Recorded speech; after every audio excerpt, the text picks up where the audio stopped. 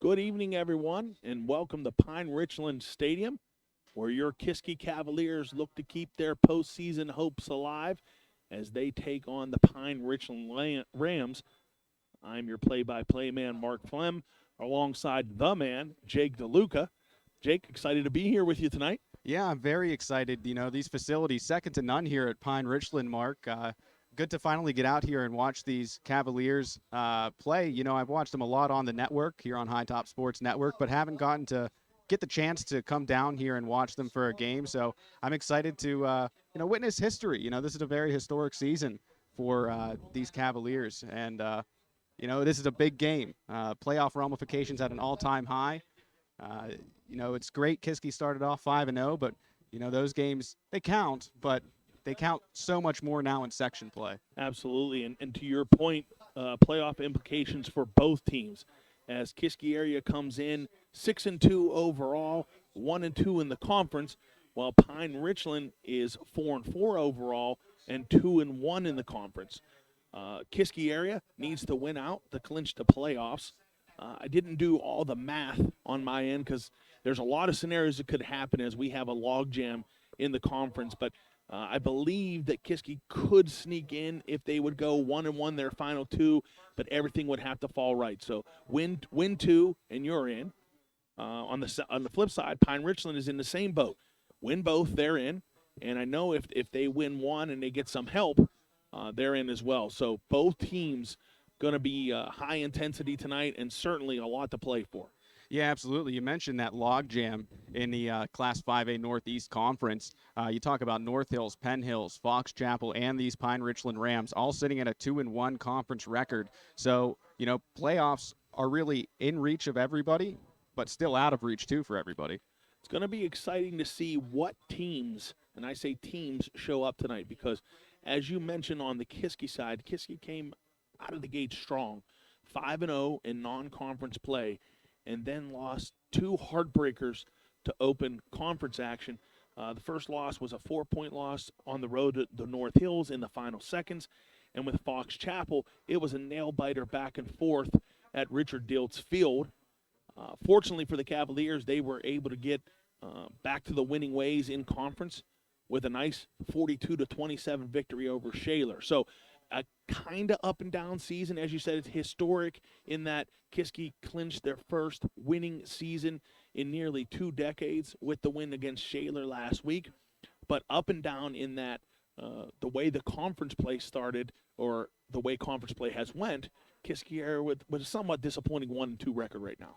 Yeah, and if you talk about these two teams and their conference play, kind of on opposite sides of the spectrum coming into this game, Pine-Richland losing their first conference game to North Hills, who, if you take a look at the standings here, they're the ones that are up at the top. I mean, we got a lot of 2-1 teams, but they're the ones that are listed first there.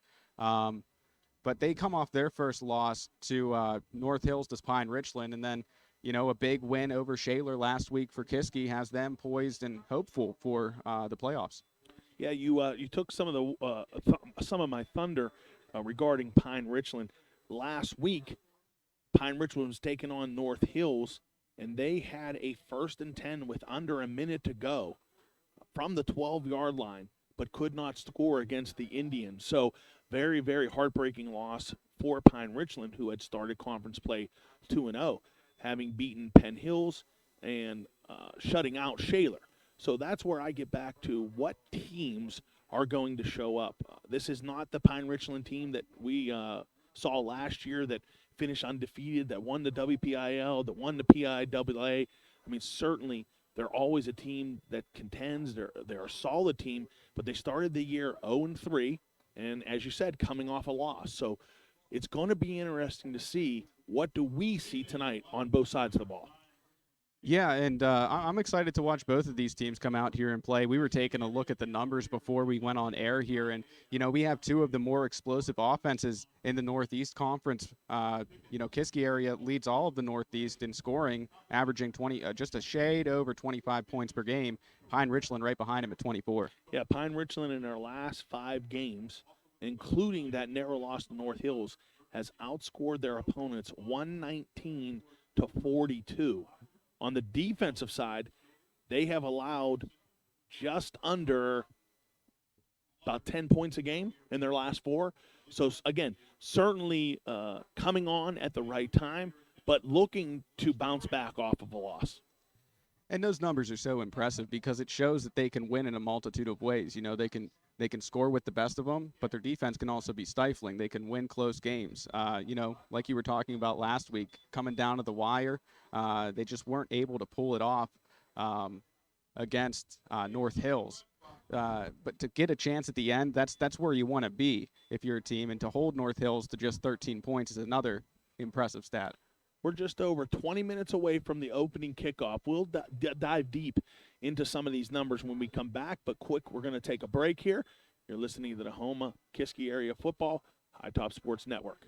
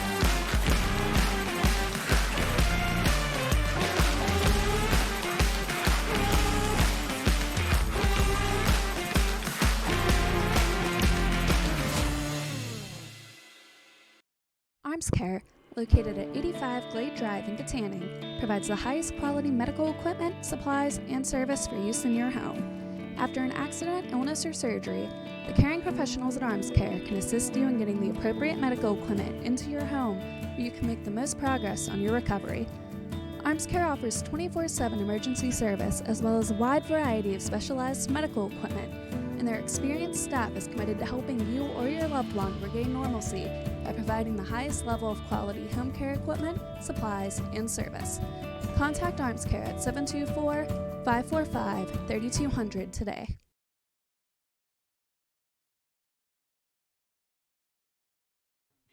Welcome back to Pine-Richland for pregame as we get set for Kiski Area and Pine-Richland. Big conference matchup tonight as each team looking to keep their postseason hopes alive. We talked before the break a little bit about the two teams, what they bring in terms of overall offense and defense. Let's break it down a little bit and look at some of the key players. For Pine-Richland, we were talking about, as we were getting set for pregame, the facilities here and just the overall atmosphere. It's like a mini college around here. And you look down at the roster and you look down at the players on the field, and it seems like that as well. Kiski probably dressing about, I'd guess, 40 players, give or take, where Pine-Richland is almost double that. Yeah, I mean, just looking down on the field, you can see on your screen just all the green. And I'm not talking about the turf. I'm talking about the green jerseys of these Rams. You know, just a very good football team. And, you know, they built that up. And even with the new coach, they're able to maintain that level of success that they had last year. Maybe not to the level of being undefeated and winning the WPIAL and PIAA. I mean, hey, they have a chance. We haven't gotten there yet. But, you know, we talk about guys. Cole Boyd, he's the quarterback of this team. He's the leader in the pocket. And this is really a team that likes to spread it out while also keeping it balanced between the run and the pass. Yeah, you talk about the depth, and that's kind of where I was going in terms of total numbers on their roster. Cole Boyd was their starting quarterback, as you mentioned. He was injured coming into last week's game, so Ryan Palmieri had to step in for him, and all Palmieri did in relief was go 17 of 26 for 256 and a touchdown. That's their backup quarterback. Hey, that just goes to show you the, no pun intended here, but the riches that Pine-Richland has. You know, your top guy gets knocked out, and he was having a great season up to that point. To have a backup that can come in and fill in is It's a rare sight in high school sports. Really, at all levels, it's rare to have a backup that can produce as well. Absolutely. So you look down at the roster and you start talking about some of the key players. You're looking at the wideouts, and certainly Pine-Richland has several players that they can look to make some plays. And again, look no further than last week's game. You had Andrew Mellis. He caught 8 balls for 118 yards. You had Brad Gelly, who caught their only touchdown. It was a 39-yard touchdown reception. And you have Alex Gotchis, who caught 5 balls for 83 yards. So not really one guy that you can single out or say, hey, we got to stop him, because, again, they have so many, quote, weapons and so many guys that can contribute to the team. It's really going to be tough for the Kiski area defense tonight. And now whenever you have that many weapons, like you said, it's tough. It's going to be tough to figure out who to cover. What do you think that they got to do in order to not get burnt by all these different playmakers? Kiski's secondary has shown at times that they can step up, but if anybody that watches the Cavaliers this season, certainly they can. There is some kinks in the armor when it comes to the aerial game, if you will. Kiski's been very solid against the run. Their defensive linemen very solid, and their play of the linebackers, Braden Dunmeyer, Brock Wilkins, that's the center of the defense. So it's going to be on that secondary tonight. Can they slow down this passing attack? Can they keep the game within reason? Because, again, going to the flip side, Kiski area likes the slow-paced game. They like to 3, 4, 5 yards at a time. Certainly, do they have the capability to break one? Absolutely. But there have been drives this year of numerous 8, 10, 12 play drives, and that's what Kiski wants to do. So it's going to be interesting. What kind of style of game are we going to get tonight as well?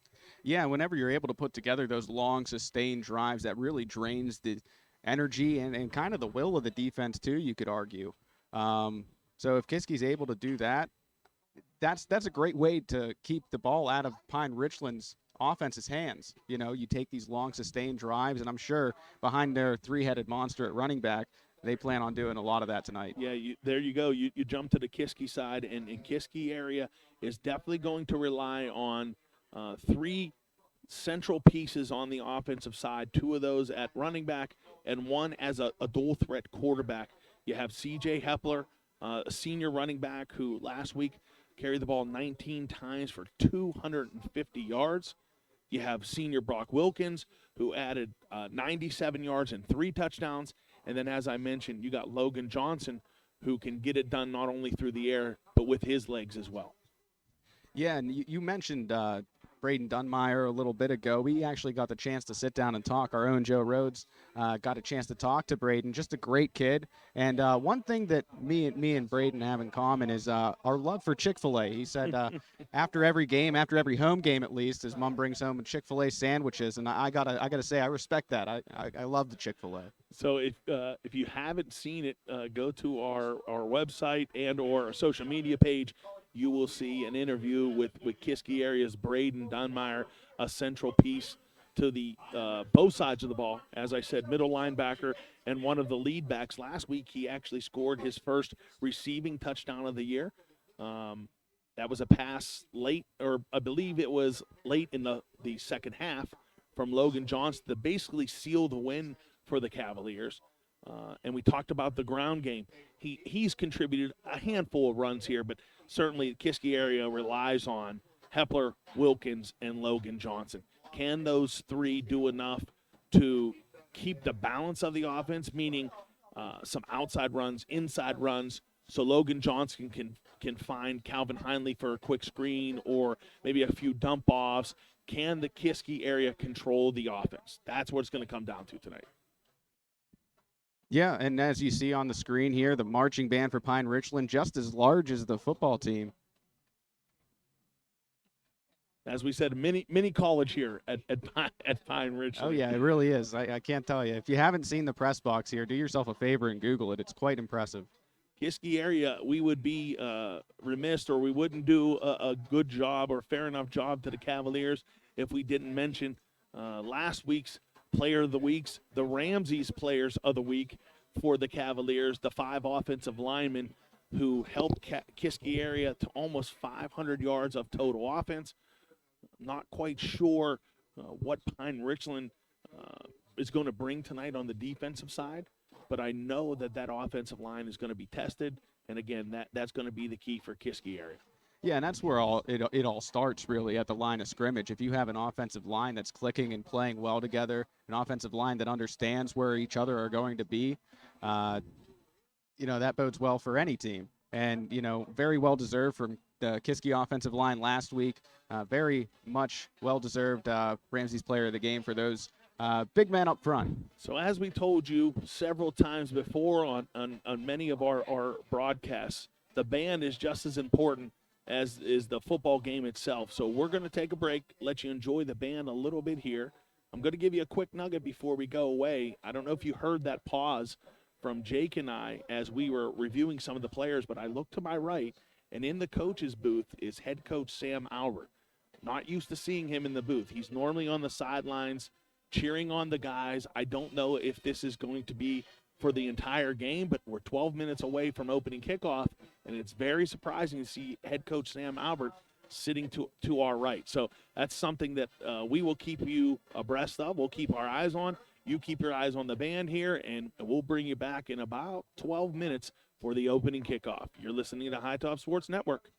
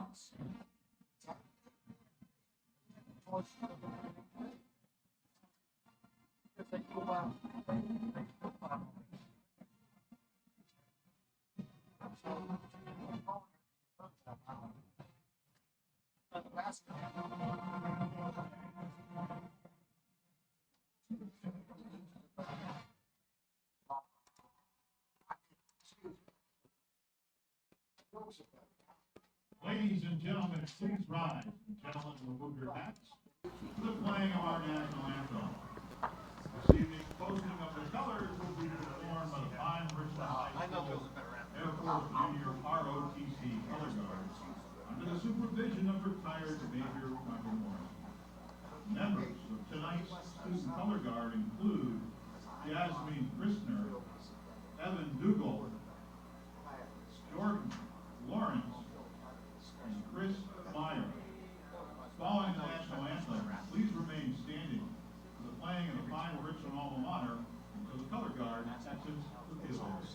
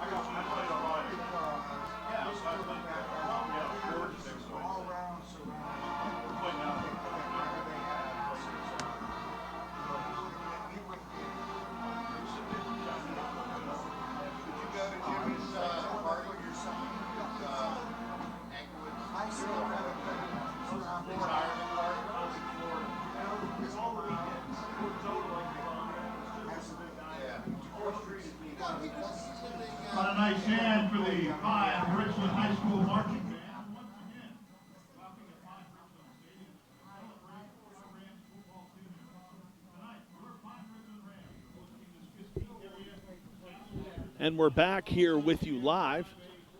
Apologize a little bit for the sound if you have a hard time hearing the band, as we mentioned before, up here in this glorious press box. But unfortunately, we are enclosed.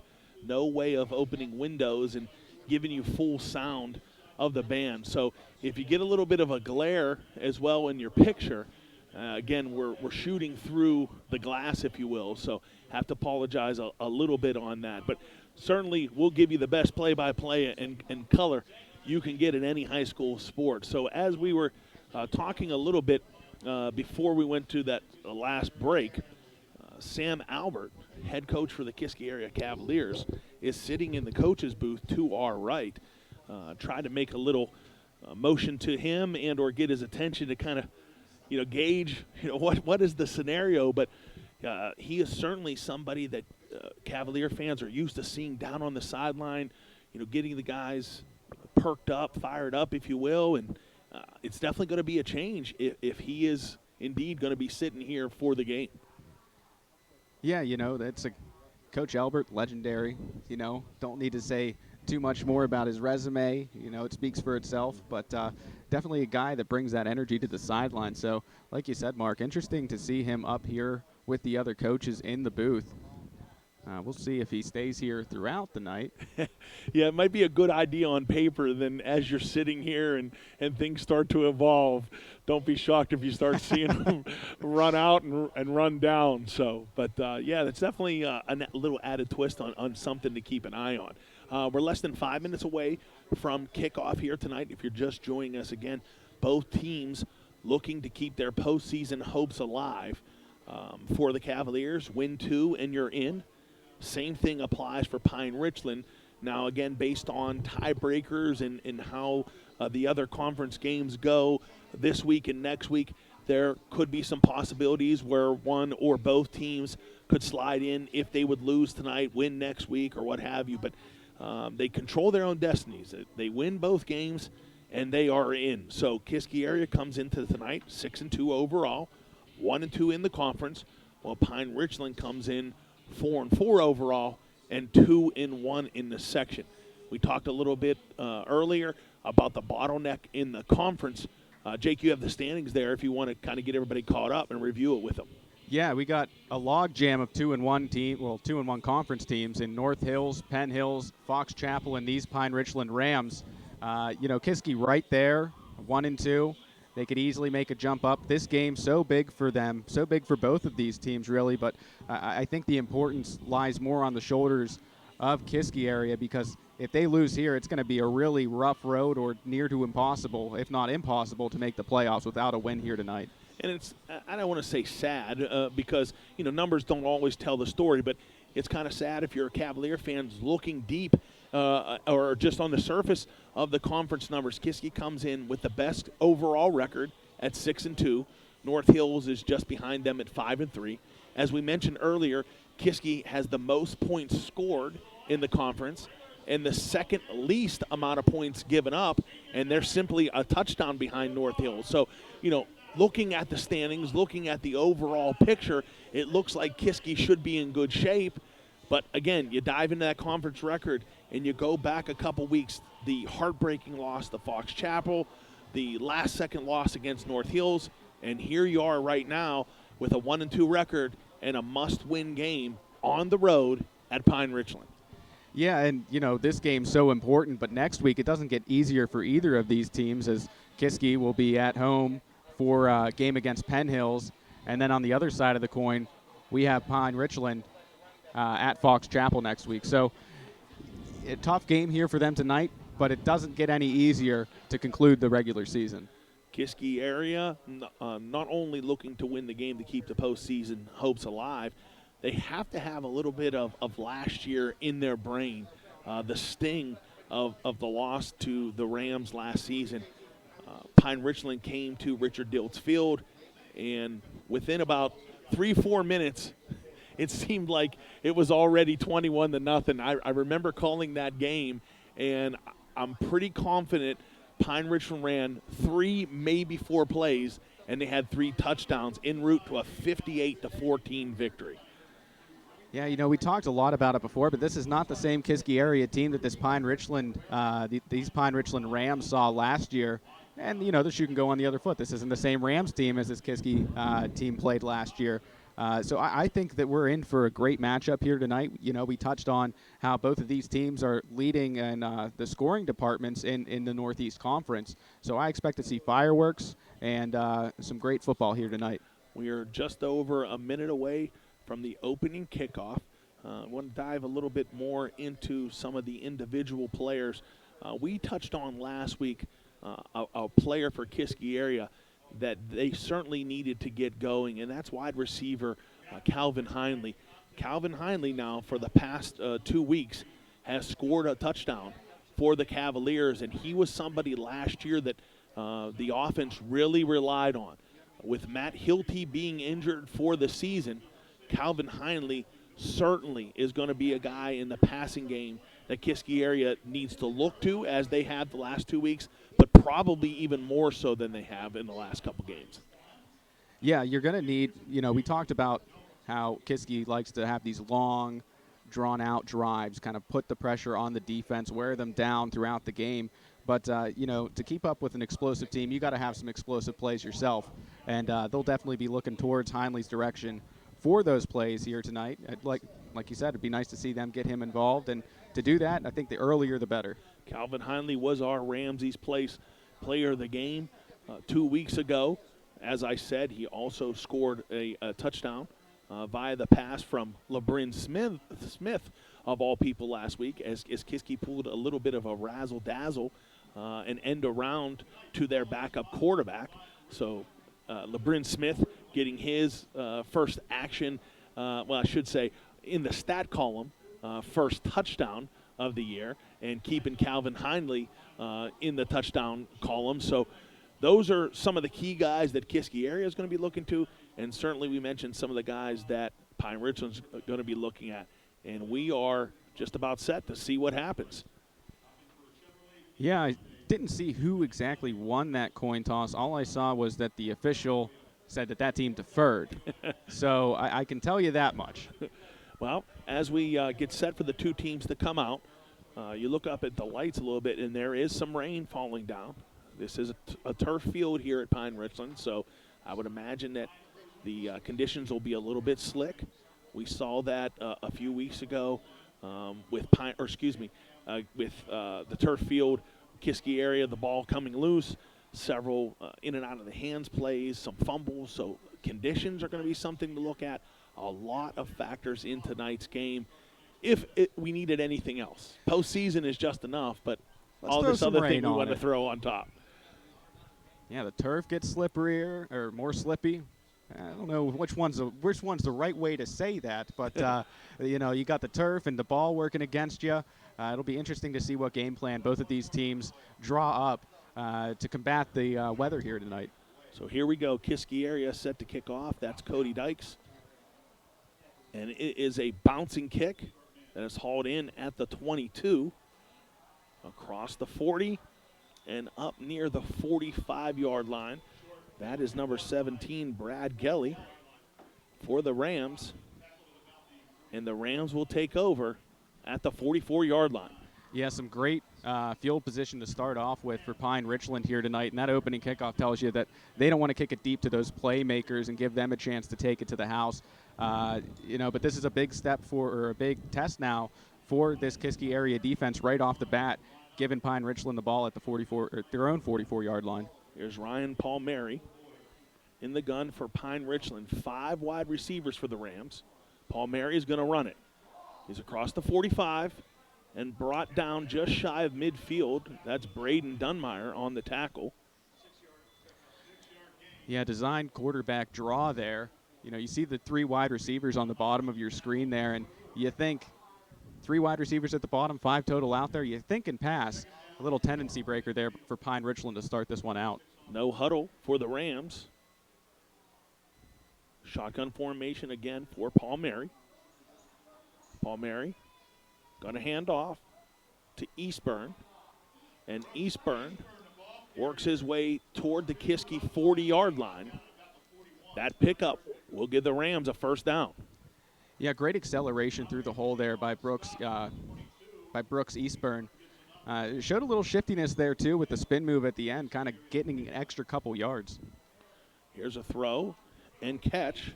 That pass complete to Jeremiah Hazley. Hazley near the first down marker. And I believe that'll be enough for another first down.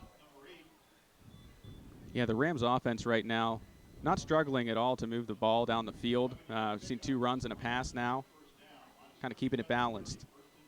Rams going to stick with the no huddle. Paul Mary still in the gun. Here's a handoff. That's Eastburn. And Eastburn has some room on that left side. And for the 3rd consecutive play, Pine-Richland will have another first down. Yeah, and there's a little extra energy in the air tonight. Senior night here at Pine-Richland.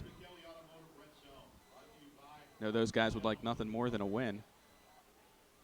Man in motion for the Rams. Paul Mary looking to throw. Pressured. Trying to find some room up the middle.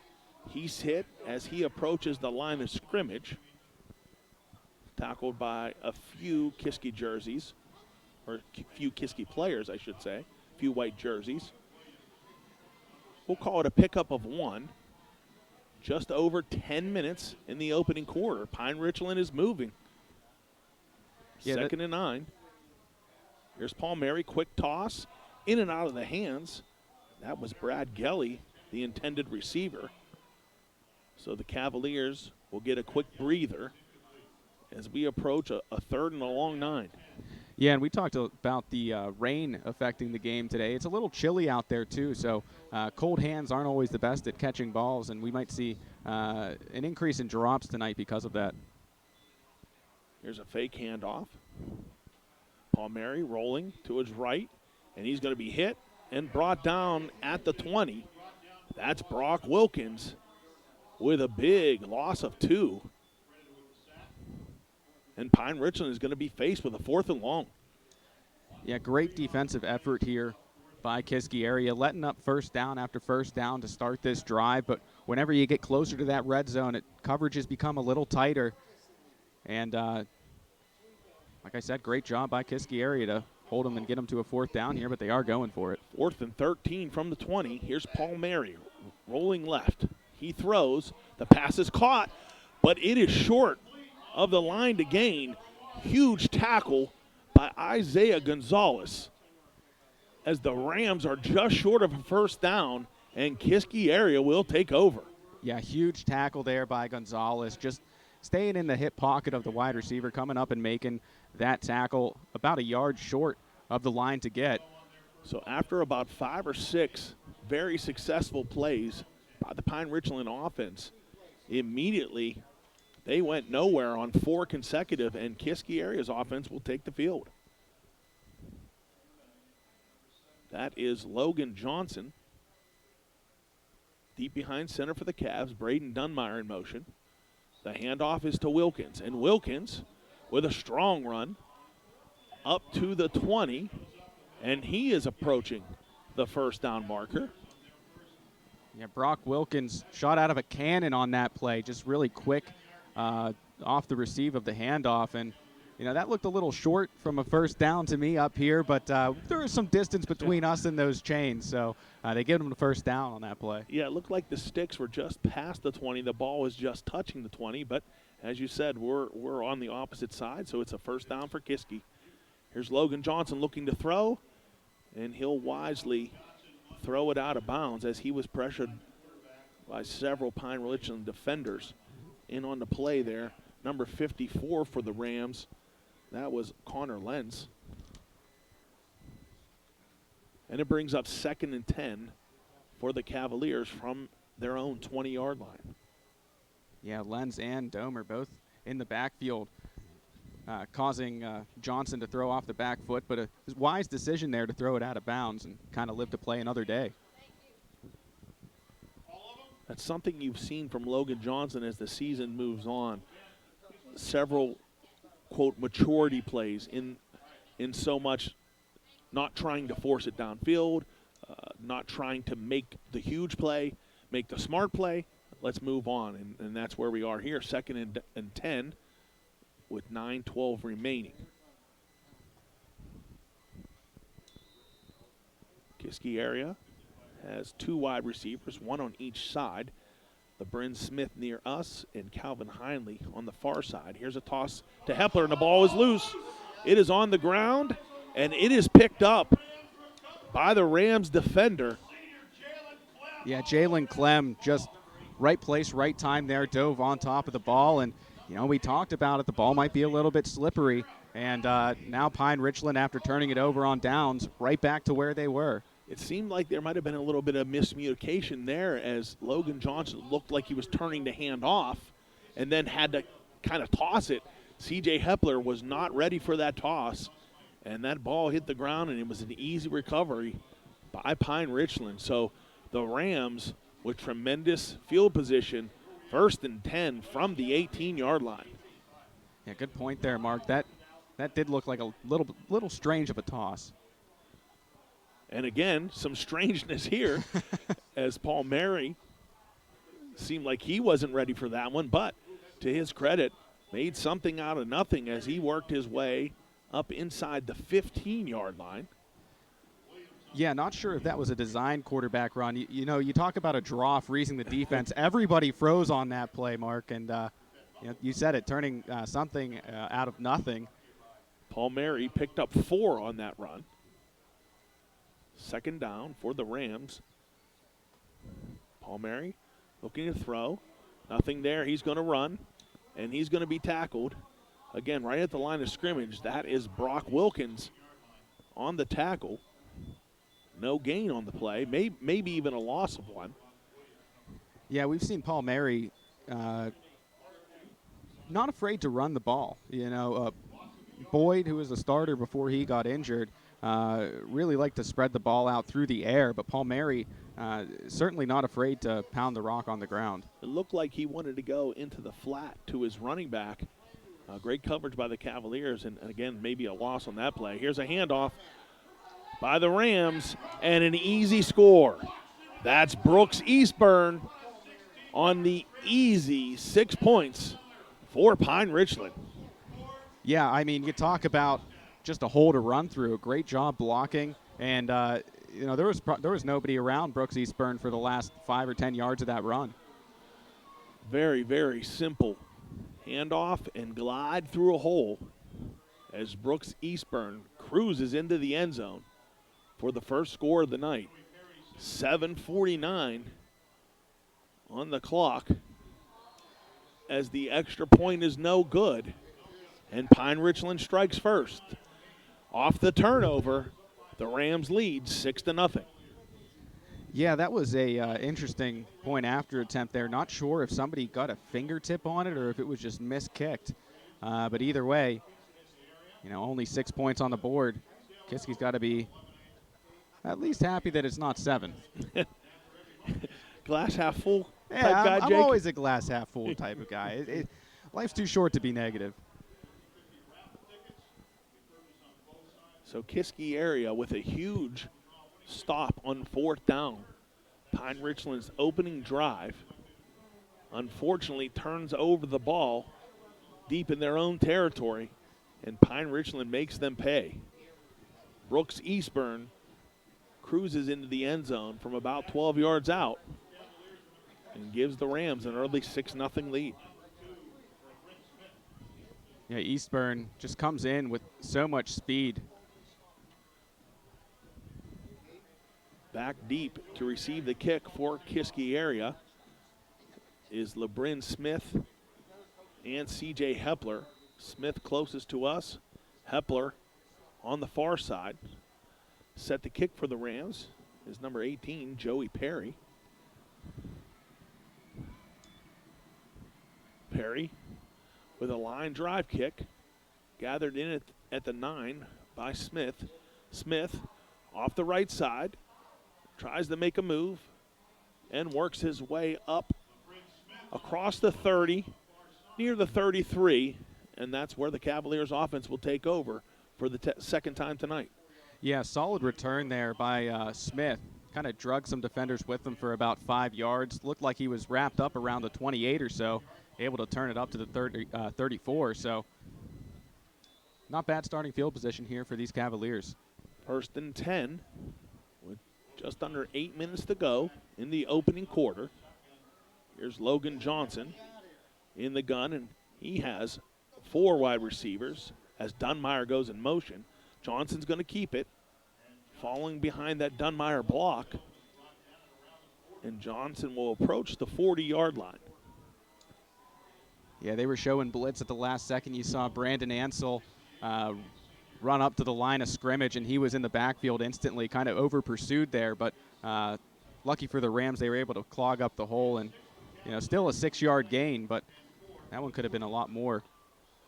As you said, pickup of 6 brings up 2nd and 4. Johnson with Wilkins behind him. And the handoff goes to Wilkins.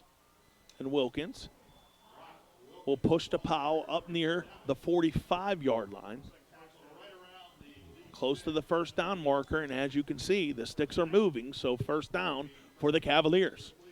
Yeah, and this is starting to look like what Kiski wants to do, kind of impose their will on the ground, picking up a first down there. Now they need to do it more. They need to do it more than once. Can they keep this going? Can they sustain the ground game? Take time off the clock. Grind it out, control the clock, keep the opposing offense off the field. 1st and 10, with just over 6 minutes to go in the first quarter. Here's C.J. Hepler. He'll take the direct snap, and he tries to find some room off left tackle, and he may have got back to the line of scrimmage. Not much there for the senior running back. Yeah, it doesn't look like there was any gain on the play, maybe a couple inches, but tried to, like you said, squeeze between the left tackle there. Almost wonder if he would have bounced that outside. It didn't look like there was too many people on the near side of the screen there if he would have had more success. No gain on the play, brings up 2nd and 10 from the 44. That's Johnson back in the game. Lone wide receiver is Hindley. The handoff is to Wilkins. Wilkins lowers his shoulder and gets up to about the 46. Pickup of a few. It's going to bring up 3rd and a long 8. It'll be interesting to see the play call here. Don't think you're far enough down the field to be in 4-down territory. So you need to draw something up that can get you a nice chunk of yards here. 3 wide receivers for the Cavaliers. That's Hilty, the lone wideout. LeBrin Smith joins him on that right side. Johnson's looking that way, and Johnson's going to throw that way. The ball nearly picked off. Intended for LeBrin Smith down the sideline. It looked like LeBrin Smith stopped his route. Not that it affected the pass, but Smith was streaking down the sideline and almost glided to a near stop right as Logan Johnson let loose. Yeah, you could see him kick on the afterburners there about 3/4 of the way through the route whenever he realized the ball was coming his way. But, I mean, excellent coverage downfield by Brandon Ansel to be right there. Nearly had an interception. Nothing doing for the Cavaliers offense, and it'll bring up 4th and 8 as Cody Dykes sets up around the 32-yard line. He'll punt it away for the Cavaliers. Here's Dykes with a high wobbly kick towards the right sideline, and it'll be fair caught by Andrew Mellis at the 27-yard line. Yeah, when we first got here, our cameraman Colton Henderson over there, he was watching the punter Cody Dykes for Kiski, and he said, that is an impressive kick right there. Lots of hang time, and that's exactly what you want on a punt. You want to get it as high and far down the field so you have time for your gunners to get there and force a fair catch. That's a great example of that right there. In one of our home games, or one of the home games this year at Richard Diltz Field, our scorekeeper had clocked him at a 5-second hang time on one of his punts. So Cody Dykes, he's not an all-conference kicker for nothing, or punter, I should say. Here's first down for the Rams. Handoff. And across the 35, maybe up to the 36-yard line. That was Eastburn on the carry. And again, no huddle for the Rams. Yeah, Eastburn, the featured back here tonight. And I believe that's Eastburn again, as he pushes his pile up towards the 40. And good enough for a first down for the Rams. Pickup of 3 or 4 for Eastburn, and 1st and 10 from the 40. Nearly got him to jump there. Palmieri looking to the sideline. He's got 3 wideouts, 2 on the near side, 1 on the far side, and he'll hand it off again. And again, that's Eastburn across the 45 up to the 46, and we'll call it a gain of 6. Yeah, big hit there by Dunmeyer to make it stop to that play, but still a nice chunk of yards by this Rams team. Eastburn's going to try again. This time, not quite as successful. He'll pick up about 2. That'll bring up 3rd and a long 2. Just the tempo of Pine-Richland, very intense, very quick to get the next play off. Here's Palmieri in the shotgun, looking for his signals. Three wide receivers to his left. He looks to his left. He fires. That's caught by Mellis. And Mellis is brought down quickly. I believe that's Logan Johnson. Yeah, indeed. Great coverage there by Logan Johnson. He wasn't fooled by the screen for 1 second, able to get the tackle right as soon as Mellis caught the ball there. Brings up a 4th, and let's call it a short 2 now, as Pine-Richland will stay on the field. Kiski area stop Pine-Richland in their opening drive on 4th down. And a quick kick by the Rams takes a great bounce toward the end zone, and it will be downed at the 1-yard line. Wow, I mean, I wasn't expecting that quick kick there from Palmieri, but hey, he can be quite the punter too. I think he caught everybody off guard there. That's going to be about as rough starting field position as you can get lined up at the 1-yard line for Kiski. If you're the Rams, you couldn't have scripted it any better. Set up for a 4th and short, keep your offense out, fake punt, and push the Cavaliers with their backs against the wall at the 1-yard line. That ball was downed, I believe, by Brad Gelly.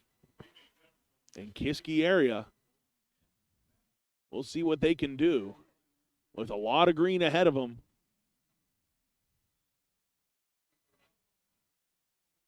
I think that was a miscommunication on that play as Logan Johnson looked to hand off to air.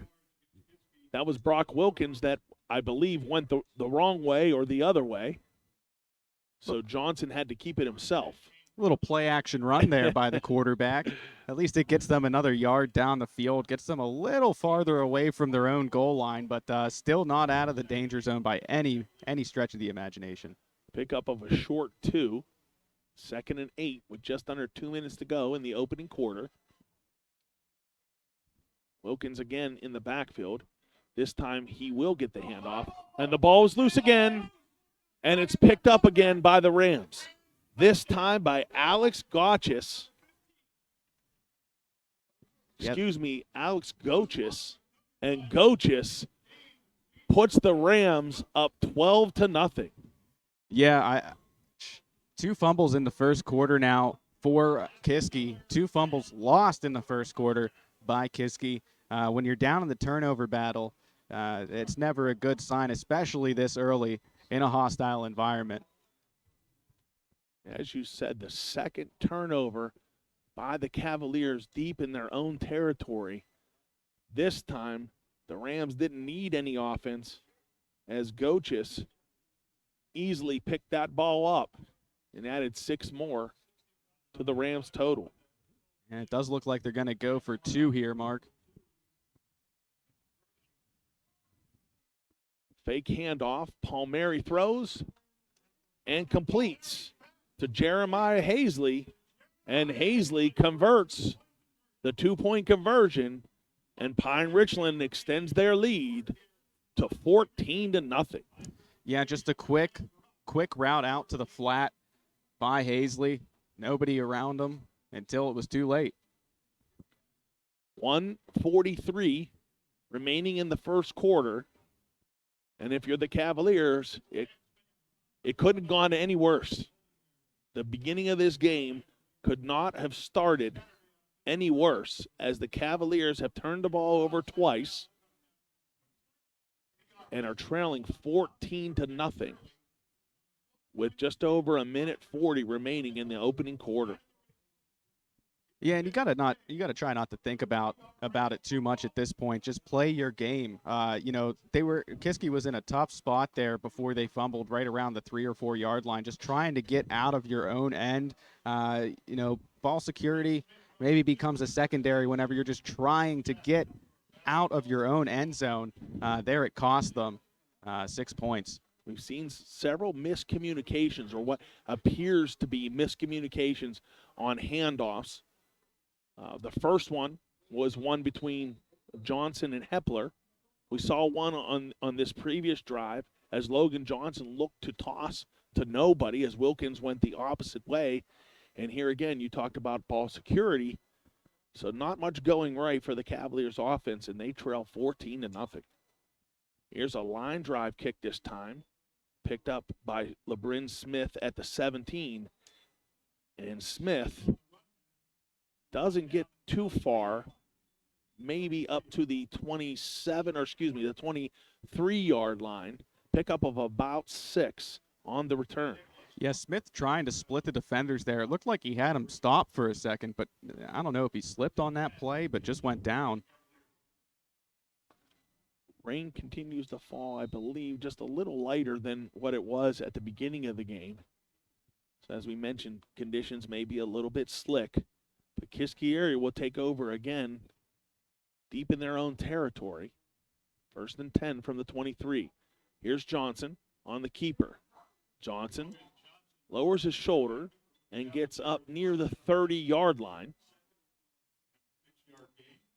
Gain up about 5. Yeah, nice job by Johnson there, just getting the yards on first down, setting up a second down and manageable. Very important drive for the Cavaliers, as you said, to kind of regain some composure, calm things down, and for their sake, hopefully put some kind of points up on the board, minimize the damage that has been caused here in the first quarter. Here's a quick screen to LeBron Smith, and LeBron Smith finds some room across the 40 and pushed out of bounds around the 43, 44-yard line. Yeah, we talked so much about the run game here tonight, but those screens act as an extension of the run game. You get your playmaker out in space, and you see good things happen there as Smith picks up the first down and a couple more to tag on to it. That's definitely another piece of the Cavalier offense, those quick wide receiver screens. This one went to LeBron Smith, and he was able to pick up a new set of downs for the Cavaliers. 1st and 10 from the 45, just under a minute left in the first quarter. Here's Johnson, again, going to keep it. And he avoids a few tacklers. He's still on his feet. Down the right side, another stiff arm. And he's pushed out of bounds around the 13-yard line, but not before a 30-yard gain. Yeah, that was a grown man run right there. Johnson doing his best Derrick Henry impression with those pair of stiff arms there going down the field. And that's the kind of explosive play that this Kiski team maybe needs now, down 2 scores, to get the juices flowing a little bit. That second stiff arm, you could see him slow down as the defender approached, as if to say, come on, you want some as well?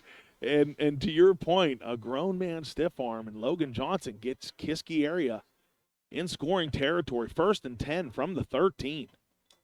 He's going to go again. But this time, not much room to run. Pick up of a few. And that may be the final play of the first quarter. 30 seconds on the game clock.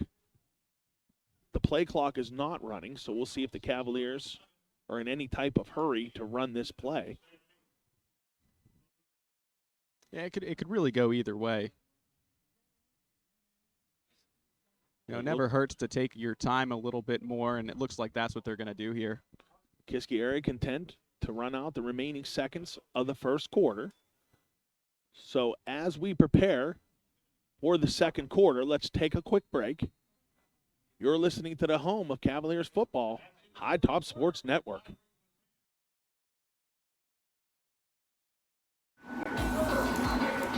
Just finishing up a 100% outside renovation project at the Tanning store. Don't miss out. Come and see us. Check out our Pennsylvania skill game room. We have the newest machines, the newest games. We have 5 machines. We're about to add a 6th machine. $10,000 jackpots on all 6 machines. Don't miss out on a chance to win. We have the lowest possible prices and the best quality of anybody in the area. We'll take it up against anybody in the area.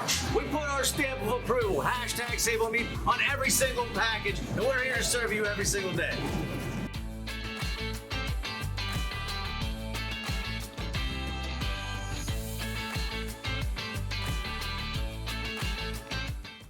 We also have chef-prepared, chef-quality prepared sushi, every day fresh, and Sushi Wednesday, $5 sushi rolls, and you can win by liking and sharing our favorite page, Sushi Madness shirt. Don't forget to check out our millions of bakery deli products that we're making fresh every day. Appreciate all the support out there.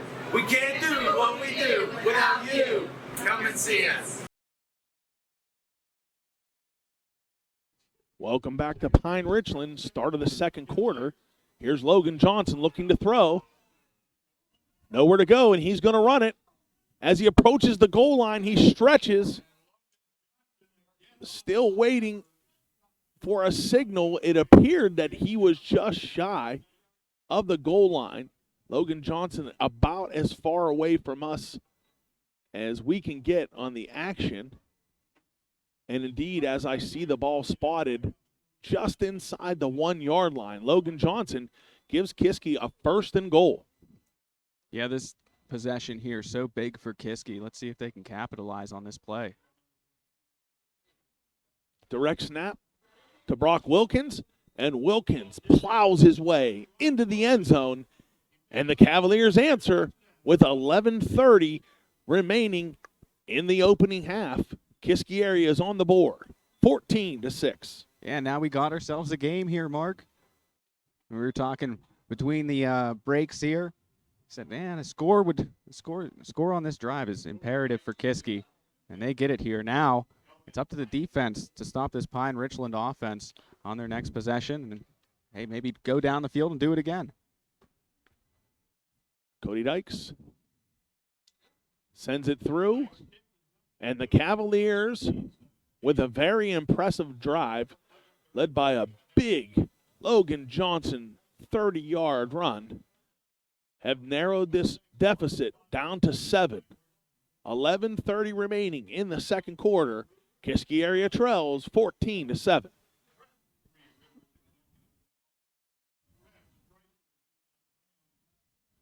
Huge drive for the Cavaliers. As we said, if you're just tuning in, Cavaliers with 2 turnovers in the opening quarter.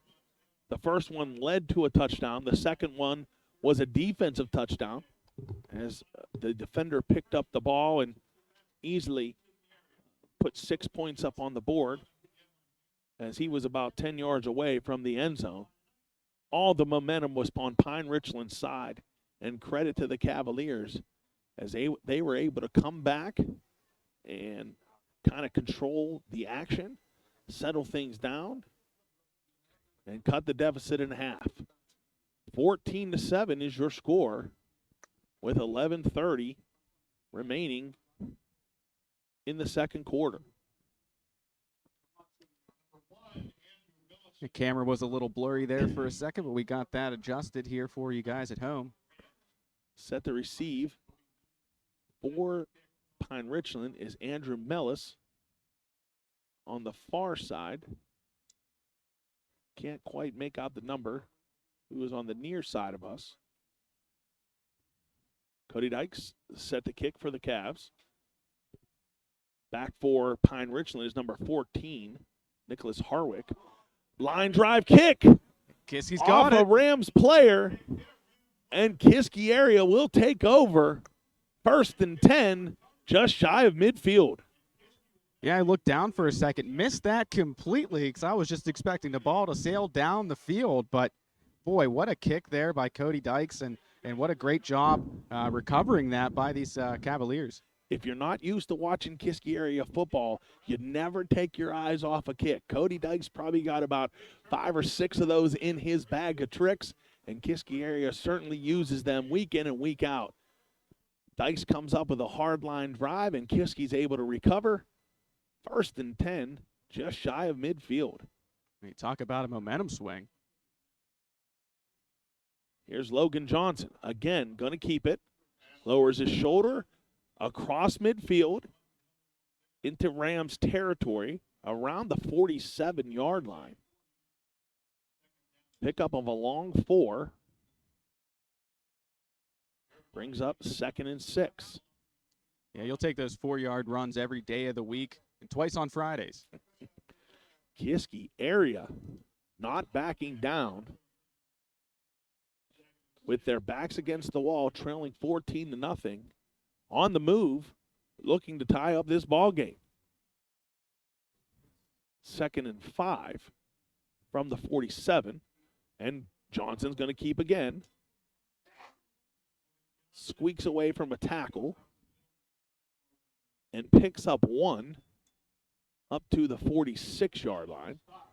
Yeah, Jalen Clem for the Rams really trying to punch that ball out as he was taking Logan Johnson down.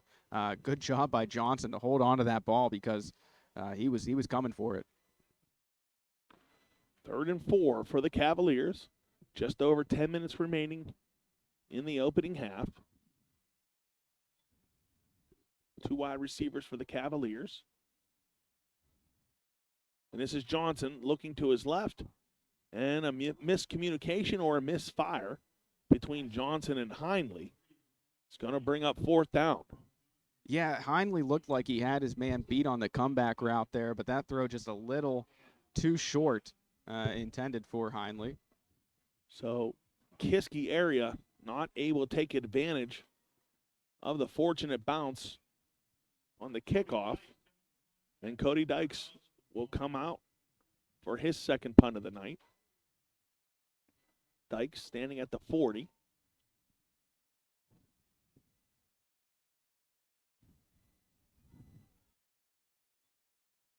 Kick is up. Another wobbly punt. Lands at the 8 and takes an unfortunate bounce into the end zone. Pine-Richland will take over with 9:57 remaining. Yeah, that punt had a lot of potential to it, but just outkicked the coverage just a little bit there. Otherwise, we could have seen Pine-Richland lined up at their own one, similar to how we saw Kiski a few series back, lined up in the same place. I don't know if Cody Dykes hit that one, or I don't know what he was thinking on the one. I'm used to seeing those high, spirally kicks. That would have been perfect for that one to land somewhere inside the 10-yard line. That one was a little more of a line drive than what we're used to. And as you said, Pine-Richland is going to take over from the 20. Here's a handoff. Explodes up the middle. That's Brooks Eastburn. And Eastburn brought down by his shoelaces at the 29-yard line. Man down for the Cavaliers. That's C.J. Hepler. Yeah, I mean, that was potentially a touchdown-saving tackle as Eastburn just fired out of the backfield there. I'm not quite sure who got the hand in there, but when I say shoelaces, literally it was somewhere near the bottom of his foot. Eastburn exploded through that hole. And fortunately for the Cavaliers, somebody was able to trip him up. As we said, man down on the play. That was C.J. Hepler. He looks like he's going to walk off under his own power. So hopefully he's okay. Yeah, he looks to be walking pretty smoothly out there. Don't see him favoring one leg or the other, so hopefully we see him back in the action here sooner rather than later. As Coach Sam Albert has mentioned many times throughout the season, Kiski's starting 22 can compete with anybody, but there's not much depth. So Hepler a very important piece on both sides of the ball. And as we set for this second and short, there's a flag going to be against the Cavaliers. Yeah, it looked like Deshaun McBride jumped the gun a little early on the near side of your screen there. That'll push him up another 5 yards, and that's a first down there, Mark. 1st and 10 from the 34. If you're just joining us, Coach Sam Albert is still in the booth, so looks like this is going to be something that happens new for this game as Eastburn tries to find some room off the left side. We talked about it a little bit in the pregame. Unusual circumstances seeing Coach Sam Albert in the booth here with us. I don't know if that was a strategy just for this game or what have you, but again, he's known for his excitement on the sideline and stuff, so it's kind of weird not to see him down there. Looks a little calmer than normal over beside us. I haven't seen any papers flying, any spit on the windows, anything. Yeah, the higher elevation, it's a calming force up here in the Pine-Richland press box. But Brock Wilkins down after that last play here as he gets attended to on the field. This is something we saw early in the season. Kiski area with several players getting bit by the cramp bug, if you will. That's what appeared to have happened to C.J. Hepler as he was down just a few plays ago. Brock Wilkins, certainly a player that we have seen down numerous times throughout the year with those situations as the training staff attends to him. 9:19 remaining in the second quarter. Kiski area is trailing right now 14-7. Yeah, that week 0, it was quite a hot one, about 30 plus degrees warmer than it is out here tonight at Pine-Richland High School. Wilkins gets back to his feet there. Wilkins back to his feet and, again, looking to walk off on his own power. And as you said about CJ, doesn't look like there's much in that walk. Looks fairly normal, so hopefully just wind knocked out of him, short of breath, cramp, what have you, and we'll see Wilkins back out on the field. Looking down on the defenders that are out for Kiski area, I do not see C.J. Hepler back out on the field yet. So we'll keep an eye on that and for Brock Wilkins. 2nd and 7. Deep down the sideline. Passes in and out of the hands of the intended receiver. That was number 77, Dante Cruz. Cruz had a step on Gonzalez, but could not come up with it. That would have been a huge play for the Rams. Yeah, just off the shoulder pads, kind of pretty much how you draw up a back shoulder throw there, but yeah, just not able to bring it in. 3rd down and handoff is to Eastburn, and Eastburn gonna pick up a few up to the 39-yard line, and that'll bring up the 4th down of the night for Pine-Richland. 4th and 5. Eastburn looking to the sideline. We saw him quick kick earlier in the game. I wouldn't be surprised if we see it here again. And indeed, it is a quick kick. This time, not much of a bounce. And it is downed at the 22-yard line. I tell you, that had some distance on it for just being a quick kick like that, not being able to get your whole body under it. I mean, Paul Mary showing off the leg strength here. Now, looking down at the positions for Pine-Richland, I do not see a punter listed.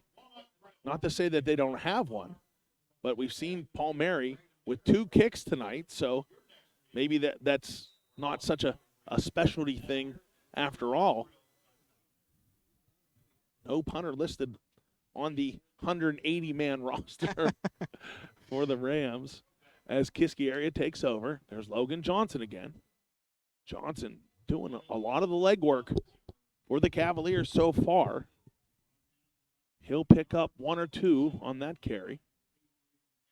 We'll call it 2 as the ball is spotted at the 25. 8:10 remaining in the second quarter. Yeah, really a great tackle, too, on the defensive side by Jeremiah Hazley.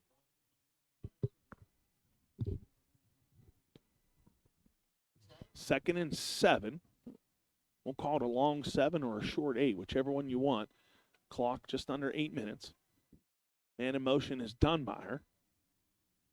Johnson looking Dunmeyer's direction. Nowhere to go. And Johnson is thrown down. Yeah, there were 3 Rams around him on that play and converging on the sack. Connor Lenz getting it done. Connor Lenz came in quickly, and Logan Johnson had nowhere to go. And that is a sack and a loss of about 10 yards as Kiski area is forced to about the 15-yard line. Yeah, 3rd and a country mile. 4 wide receivers for the Cavaliers. Logan Johnson in the gun, looks to his left, fires left. Down the sideline. What a catch. That's Holden Burkett. The ball was caught, still waiting for a signal. I believe he was out of bounds when he caught it. But great catch by Holden Burkett. Yeah, the effort by Burkett on that catch that, out of bounds, but still flashing the athleticism on the far sideline there. Holden Burkett getting some action with injuries to Matthew Hilty. And a great catch there. Unfortunately, he wasn't able to keep it in bounds. Oh. Here's a muff catch by Pine-Richland. I believe the Rams were able to come up with it. Referee right on the spot. Kiski area had 2 players right in the vicinity. I believe it was Isaiah Gonzalez and Carter Diltz. But neither were able to come up with it. Yeah, that ball slipped right out of Andrew Mellis's hands, and, he was the one that came out of the pile with it, so very quick to dive back onto that ball after fumbling it. So the Rams dodge a bullet on Burkett's catch out of bounds and the fumbled punt, and they'll take over just shy of midfield. Here's a handoff to Eastburn, and Eastburn is wrapped up around the 47-yard line. Carter Diltz, Logan Johnson in on the tackle. Pickup of nearly 4. 6:20 and counting in the second quarter. Yeah, Eastburn looked like he was wrapped up right around the line, but still able to get 4 yards on the play. Palmieri, quick throw. That's caught by Mellis. And Mellis is drugged down by Dom Danino around the 43-yard line, just shy of a first down. It's going to bring up a 3rd and short. Hand off to Eastburn. And Eastburn is wrapped up immediately. That tackle by number 68 for the Cavaliers. That's Michael Cararini, one of the 5 offensive linemen who were named Players of the Week last week for the Cavaliers. Cararini coming up big on the defensive side to force another 4th down. 4th and 2 for the Rams. Palmieri going to hand off to Eastburn, and Eastburn's going to go down again. Once again, Michael Cararini. Yeah. Michael Cararini coming up with 2 impressive tackles for the Cavaliers. And again, the Kiski area defense comes up big. Yeah, outside of those 2, outside of that one score that they let up, the other one, a fumble recovery for a touchdown, this Cavaliers defense has looked very strong here tonight. Absolutely. 2 quick touchdowns by the Rams in the first quarter. As you said, one of those were a defensive touchdown. Pine-Richland's offense was cruising through the first 5-6 plays of the game. And Kiski's defense has held strong pretty much since then, as the Cavaliers offense takes over with 5:13 in the second quarter. Here's a fake handoff. Quick throw. Intended for Dunmeyer. He bobbled it. Not quite sure if it hit the ground before he was able to secure it. Looks like the ball's going to be spotted back at the 46, so incomplete pass. No replay here yet for the High Top Sports Network. We're working on it.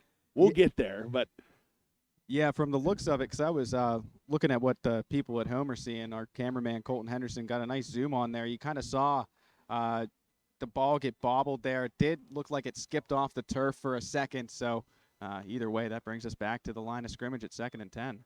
Here's a handoff to Hepler, and Hepler goes nowhere. Clobbered behind the line of scrimmage by number 54, Connor Lentz. I believe that was Hepler's return to action after he hobbled off on the defensive side. And after losing a few on that run, Hepler will retreat back to the sideline. 3rd and long for the Cavaliers, 4:30 remaining. Kiski with 3 wide receivers, Danino, LeBrin Smith, and Calvin Heinley. Fake the quick throw to Heinley. Oh, he's got him. And he's got LeBrin Smith. Pass was caught by LeBrin Smith down to the 27-yard line. Yeah, big-time play there on 3rd and long, just dialing up Smith's number and finding him on that far sideline. Smith kind of had to slow down on his route this time, come back around to it to catch it, but a great throw, a great catch, and another first down for these Cavaliers. And a great play call by the Cavaliers, that wide receiver screen that we're so used to seeing. Kiski faked it to Calvin Heinley, and Johnson's able to connect with LeBrin Smith. Here's the quick screen to LeBrin. LeBrin is going to avoid a tackler and work his way across the 30 up to the 27. Pickup of maybe 2. We'll call it actually 1. Pickup of 1, but great job by LeBrin Smith to not lose yards on that one. Yeah, he split the defenders here on the near sideline, able to fall forward, get a yard. Could have been worse, but hey, he turned it into something. 2nd and 9 with 3:40 on the clock. Kiski at the 27-yard line. Logan Johnson going to keep it. He finds some room off the left side, spins his way across the 25, down to about the 22. It's right at that first down marker. Took the words right out of my mouth. I believe it was enough for a first down. We'll see where the spot is. Looks like they're going to line him up here for 3rd and about 5 or 6 inches.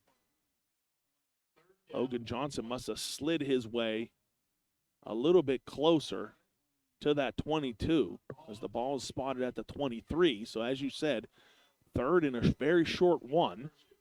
3 minutes to go in the second quarter. Kiski trails by a touchdown.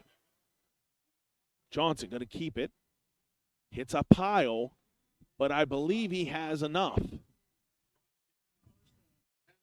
First down for the Cavaliers. Yeah, just enough on that QB keeper by Johnson. Kind of saw him following the center there, falling forward, and they give him forward placement there a little bit, and it's enough for the first down. Patient run by Logan Johnson, as you said. There was not much room to go. He waited, and then just lowered his shoulder and got the necessary yards to give Kiski a new set of downs. Clock is still ticking with 2:30 remaining. Kiski has all 3 timeouts. Logan Johnson avoids a tackle. He's going to run, avoids another tackle, and he's drugged down around the 4-yard line by number 58. That's Aiden Hazley, but not before another first down for the Cavaliers. Yeah, Logan Johnson just putting him in the spin cycle there. 2 jukes in a row, just getting it done, making 2 men miss, turning what looked to be a play that was going to be stopped behind the line into a now first down and goal. First and goal from the 4 2 minutes remaining on the game clock. Kiski approaches the line with 10 seconds to go on the play clock. The Cavaliers looking to tie the ball game after trailing by 14. And now, with time ticking away on that play clock, the Cavaliers will be forced to take a timeout. So with 1:51 remaining, we'll keep it here. Kiski area trails by a touchdown, but they're knocking on the door again. Yeah, and I mean, what a big move this would be if they're able to get a score here right before the half. And correct me if I'm wrong, but I believe that they kicked off to start this game. Yes. So they'll get the ball to start the second half as well. So you're talking about a huge swing in not only momentum, but potentially the score. And since that first quarter, since really the opening parts of that first quarter, the defense for Kiski area just has tightened up so much, hasn't allowed a lot of anything from this Rams team. And, a score here, I think that might put them in the driver's seat. Yeah, I mean, Kiski area certainly has got to punch this one in. Nothing is finalized, but to your point, you got to give this Cavaliers team credit. On the road, in a huge matchup, both teams needing this win to basically keep their playoff hopes alive. Kiski comes out, turns the ball over twice, and finds himself trailing by 14. Logan Johnson has led the charge, and he has the Cavaliers knocking on the door again. 1st and goal from the 4.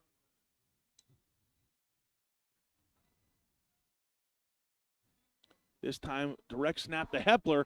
Hepler makes a move, and that's good enough, as Hepler's speed is able to get him inside the pylon and get Kiski area within a point, 14-13. Yeah, you saw the quick feet right there of Hepler. The defense didn't know which way he was going. He just busted straight up to the far sideline, gets it in the end zone, and, hey, we got ourselves potentially, pending this extra point, a tie ball game. Linebacker Max Heckert had Hepler one-on-one, and as you said, Hepler's quick feet, quick move, and he was able to skirt his way into the end zone.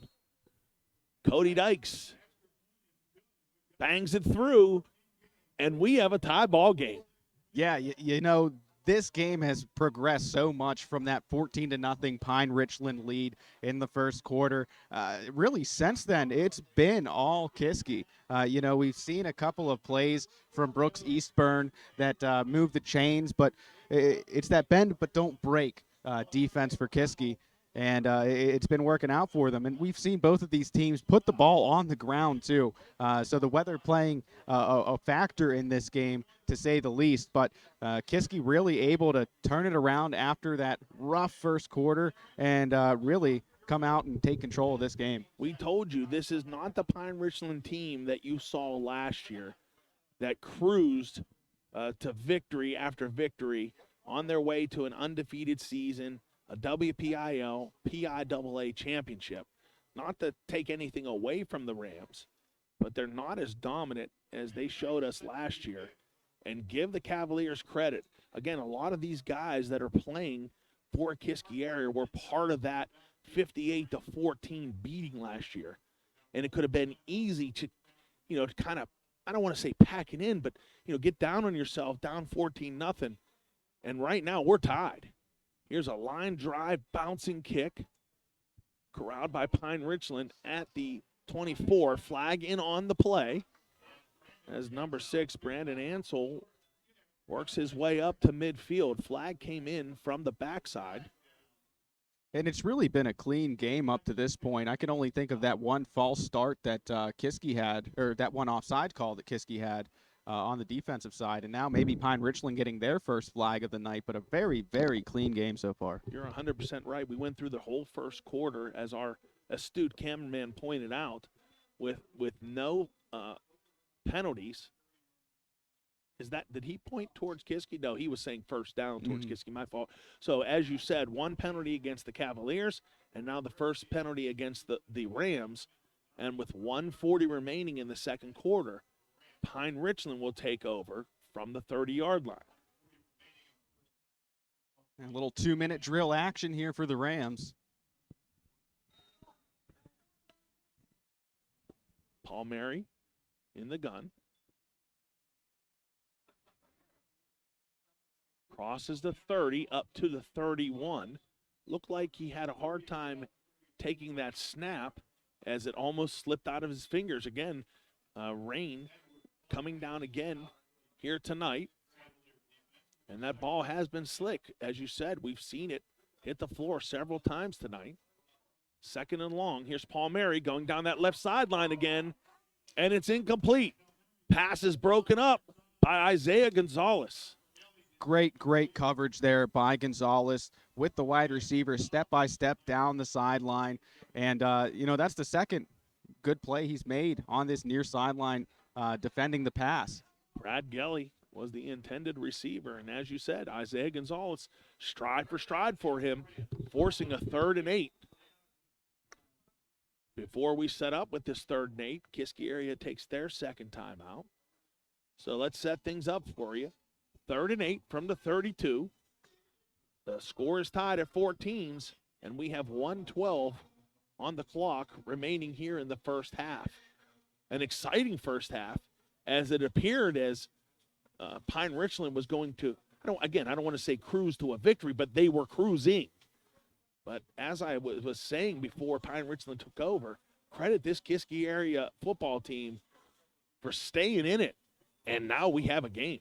Yeah, it'd be so easy for them to hang their head down 14-0, especially on the offensive side of the ball whenever you fumble so close to your goal line and give up that 6 points and then the 2-point conversion to boot. It would be very easy to just hang your head and say, like maybe not pack it in, but, great resiliency shown by this Kiski team here in this first half to not only come back but tie it. We joke this is a small college here at Pine-Richland, but we're not watching college athletes. We're certainly not watching professionals. Credit these young men for Kiski area to battle back and to make this a game. Oh, as pass and throw, I apologize. I was blocked out a little bit by the window here. Pass was caught by Brad Gelly. He was able to slip out of a tackle, pick up a first down, and Pine-Richland is up to the 46-yard line. Yeah, it looked like Kiski was all around that screen pass, but good job by Gelly to turn it around. Here's Palmieri looking, nowhere to go. Scrambling to the right. Still nobody. Throws it down the field, and it's short. Palmieri looking for Andrew Mellis, who was wide open around the 20-yard line. But he was unable to complete.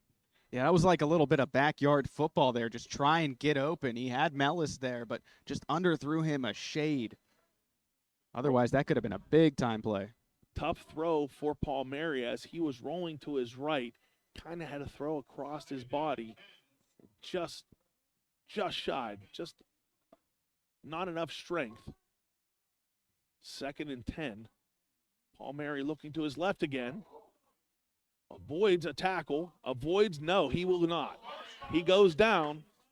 That's Carter Diltz on the sack, but a flag on the play. Yeah, I think they're going to get him on the horse collar tackle there. Eddie Coleman was the first defender in for the Cavaliers. Palmieri was able to sidestep him. Carter Diltz brought him down around the 40-yard line. And Palmieri showing off the evasiveness there, evading Edward Coleman. But another man coming on to get him, but that'll move the ball up here. Yeah, the horse collar tackle goes against the Cavaliers. So the penalty will move the ball up to the 46-yard line. And it'll be 2nd and 1. 39 seconds to go in the quarter. Quick toss. That pass completes to Gochis, and Gochis will cruise his way it's gonna down be a the taunting. sideline. That's going to be taunting there. I saw Gochis waving goodbye to the defense after he was about five yards away from anybody close to tackling him. So that's going to be a taunting call, I think. Alex Gochis with the touchdown for Pine-Richland. But what a well-blocked screen there. Absolutely easy throw and catch by the Rams. The booth went crazy in here as Goches was running into the end zone.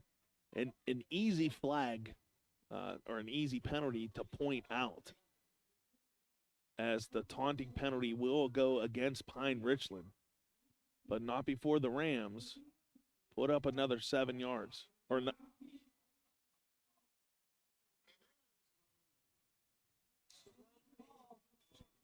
I don't think that, no.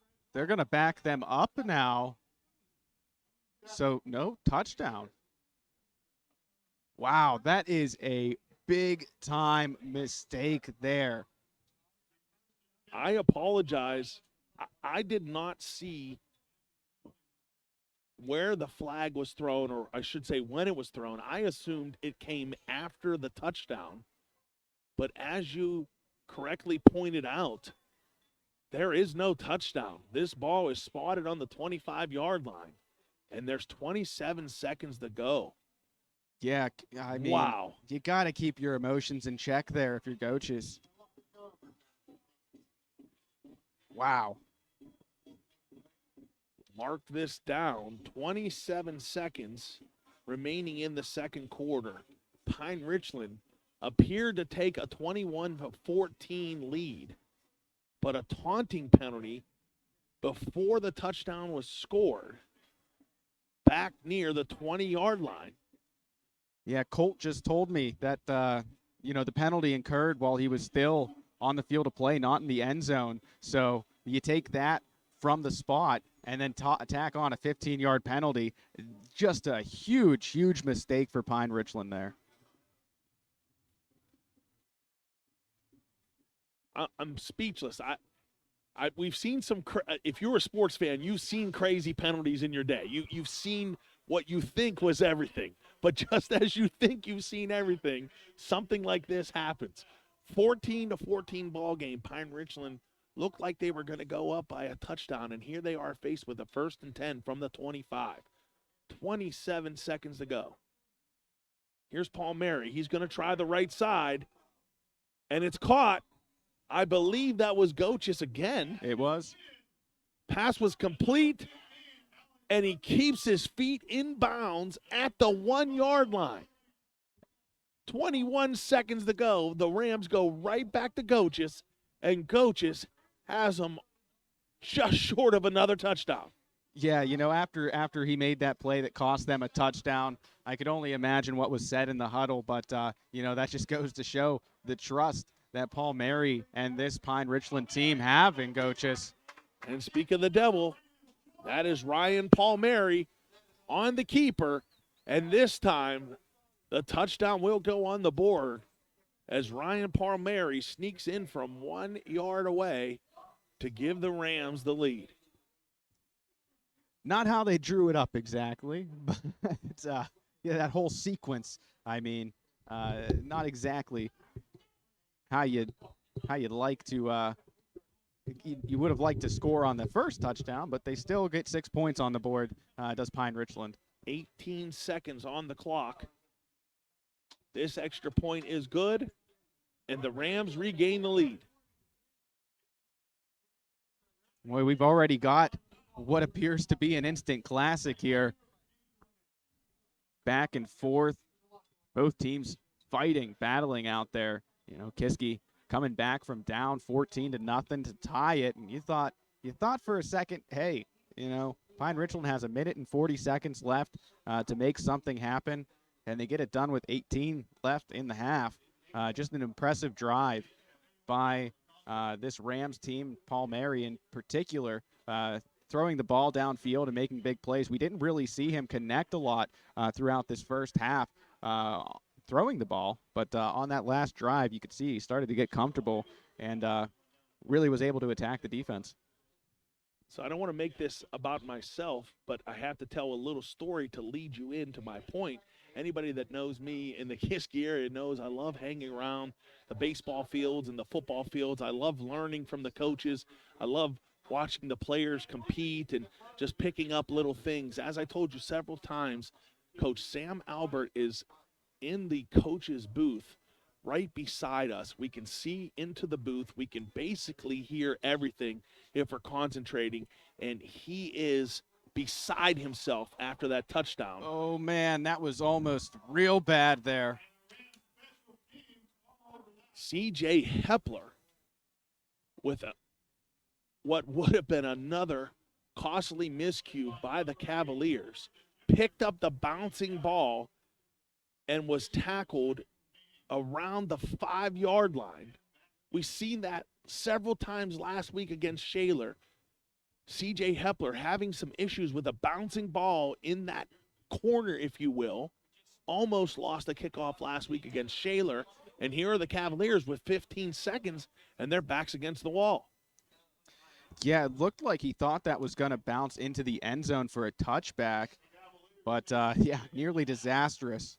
Fortunately for the Cavaliers, Pine-Richland doesn't put on any pressure, and Kiski area simply kneels on the ball.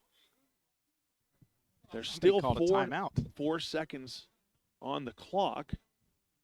My guess is Pine-Richland called a timeout to force the Cavaliers to take another snap. And indeed they did. There's the signal from the referee. So I apologize for missing that kickoff a little bit. But as I was saying, head coach Sam Albert adamant on that pass play to Gochis, the one that got them to the 1-yard line.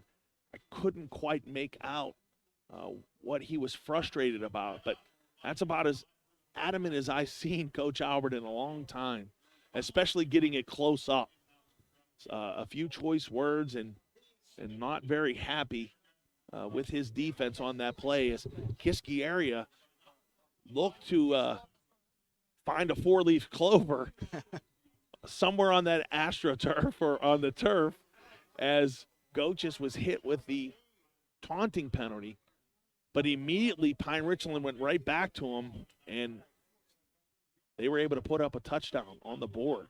Yeah, he got him right on the door, right at the 1-yard line after getting that taunting call, and then Palmieri just punching it in.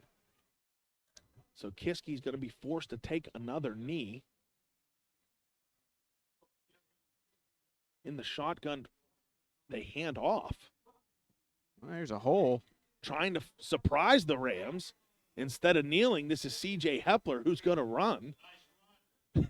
So as if the end of the half couldn't be any crazier, we get a little cherry on the sundae there.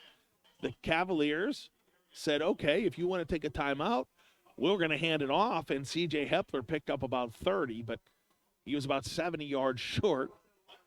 And that's the last play of the first half.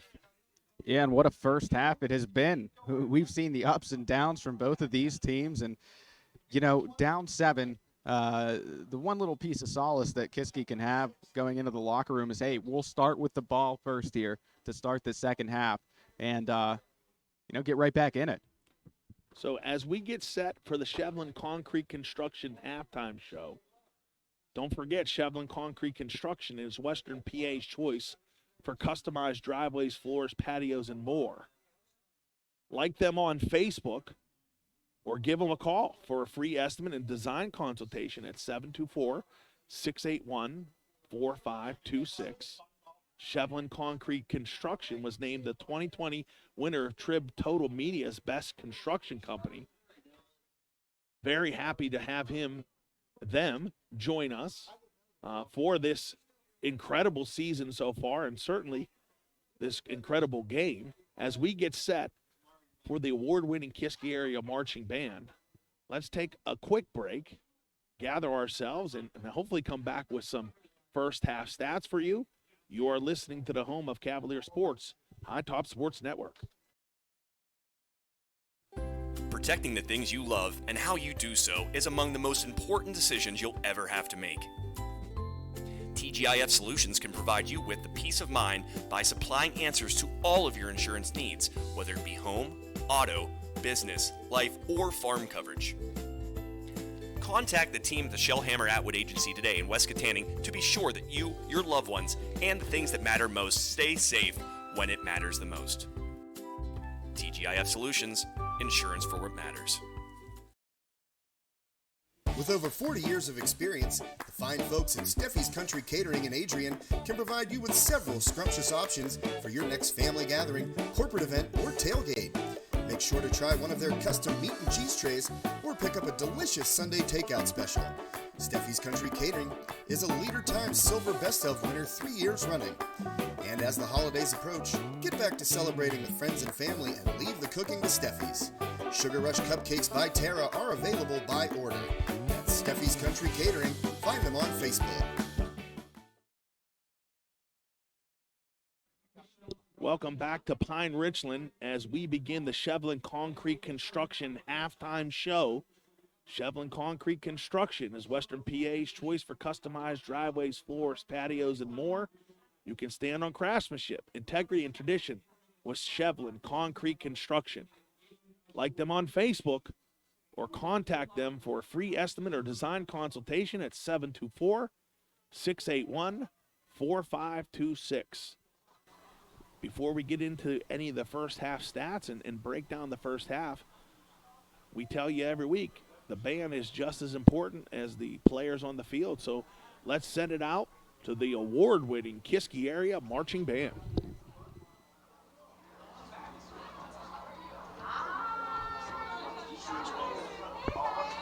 Who was it? It was not Shrek. Joe.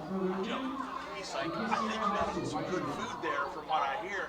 I'm like, man, I just want myself pizza. Amazing. He's like, oh, come on, you can find room.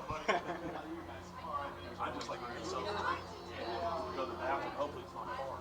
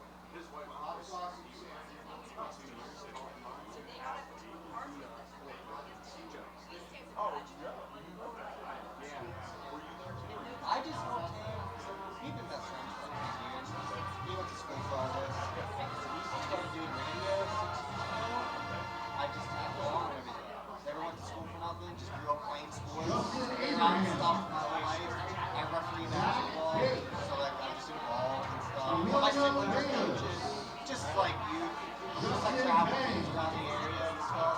It's really cool. It's all about games. Mickey Calabrese, Dan Connolly, Kate Swayman, Aiden Dapulente, Claire Donnelly, Lacey Duffy, Reed Duncan, Lily Zerowski, Matt Fitzpatrick, Tyler Fleming, Aiden Frick, Enzo Ciccone, Ryan Goldberg, Taylor Hall, Aiden Peters, Jocelyn Henry, Emma Hoffman, Trisha Holmes, Sarah Duran, Ethan Jancy, Sophia Joey, Lazosa, Tony Pinterest, Carson Cox, Fiona Cortina, Mara Krill, Logan Krasinski, Joe Cosmic, Aiden Lamparski, Alex Landry, Will Lama, Eliana Lazaro, Justin Lieber, Sophia Malera, Riley McDonald, Taylor McWilliams, Addison Myers, Gavin Neal, Colby Owens, Maggie Owen, Alice Castanelli, Luke Kaczynski, Gianna Riggers, Izzy Reyes, Michaela Roy, Morgan Sadlow, Angelina Seaman, Shane Simpson, David Trent, and Sarah Welsh.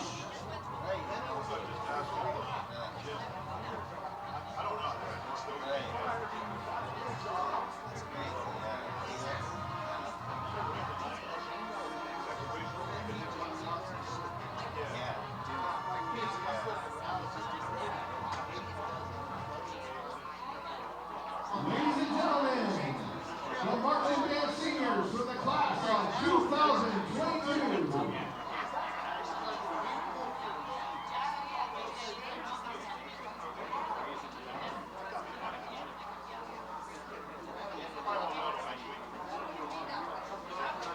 Ladies and gentlemen, now the moment you've all been waiting for, the band dances as we keep our program to a 1968 song by September. Here it is, Born to Be Wild, by online secretaries of Luke Kaczynski, Justin Van, and Will Lama. I had a friend for 10 years, it's, you know, we just do it.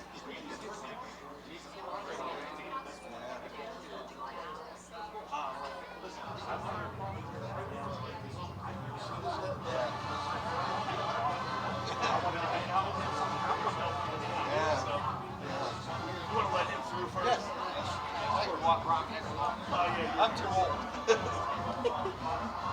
But you guys get to see these spots every week too. I change that spot about every play. One guy spots it here, one guy spots it here. Oh, yeah, absolutely. We were up there for a game 2 weeks ago and they missed the spot by 8 yards. They marked me actually a long pass. And they marked me on the wrong side of the board. Like 3 yards. Look at the 8-yard difference.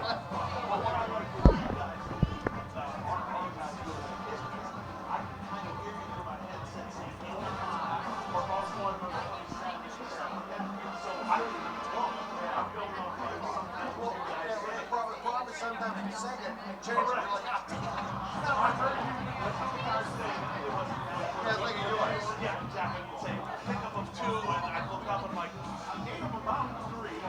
Yeah, because it's switch, yeah, but it helps. Because they're trying to get it right, they don't know. The problem is, we talk, and it all, like, they have 6 back.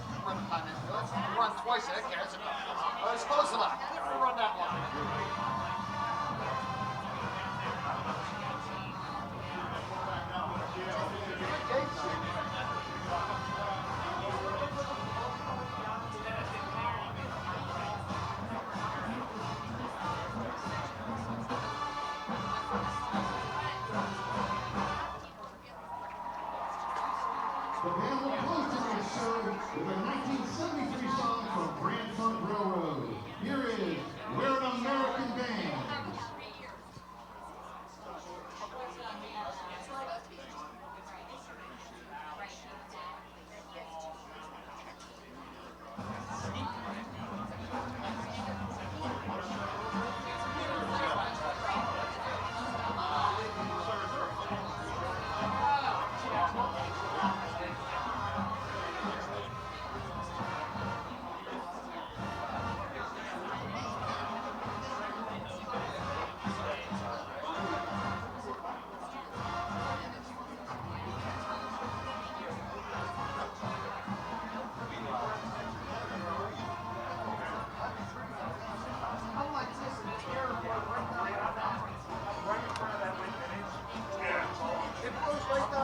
You guys come in like Mike Webster tonight. I'm sitting here. If you find a goal, You're sitting here like this, the air flow right down my back.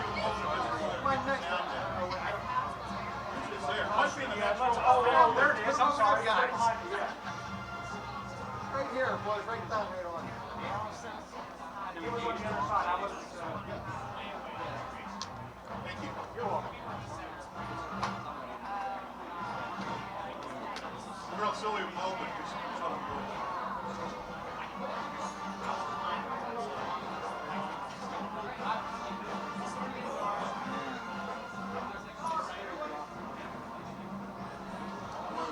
What are we doing later? Am I going home? What's the game plan? Ladies and gentlemen, the Pine-Richland High School Marching Band. Make it a little better. The Pine-Richland High School Marching Band is Ryan Scott. I'll have to give her a ring like as soon as we leave here. I've got like 4 scores. How about Levo and Hills game or something like that? Oh, there we go.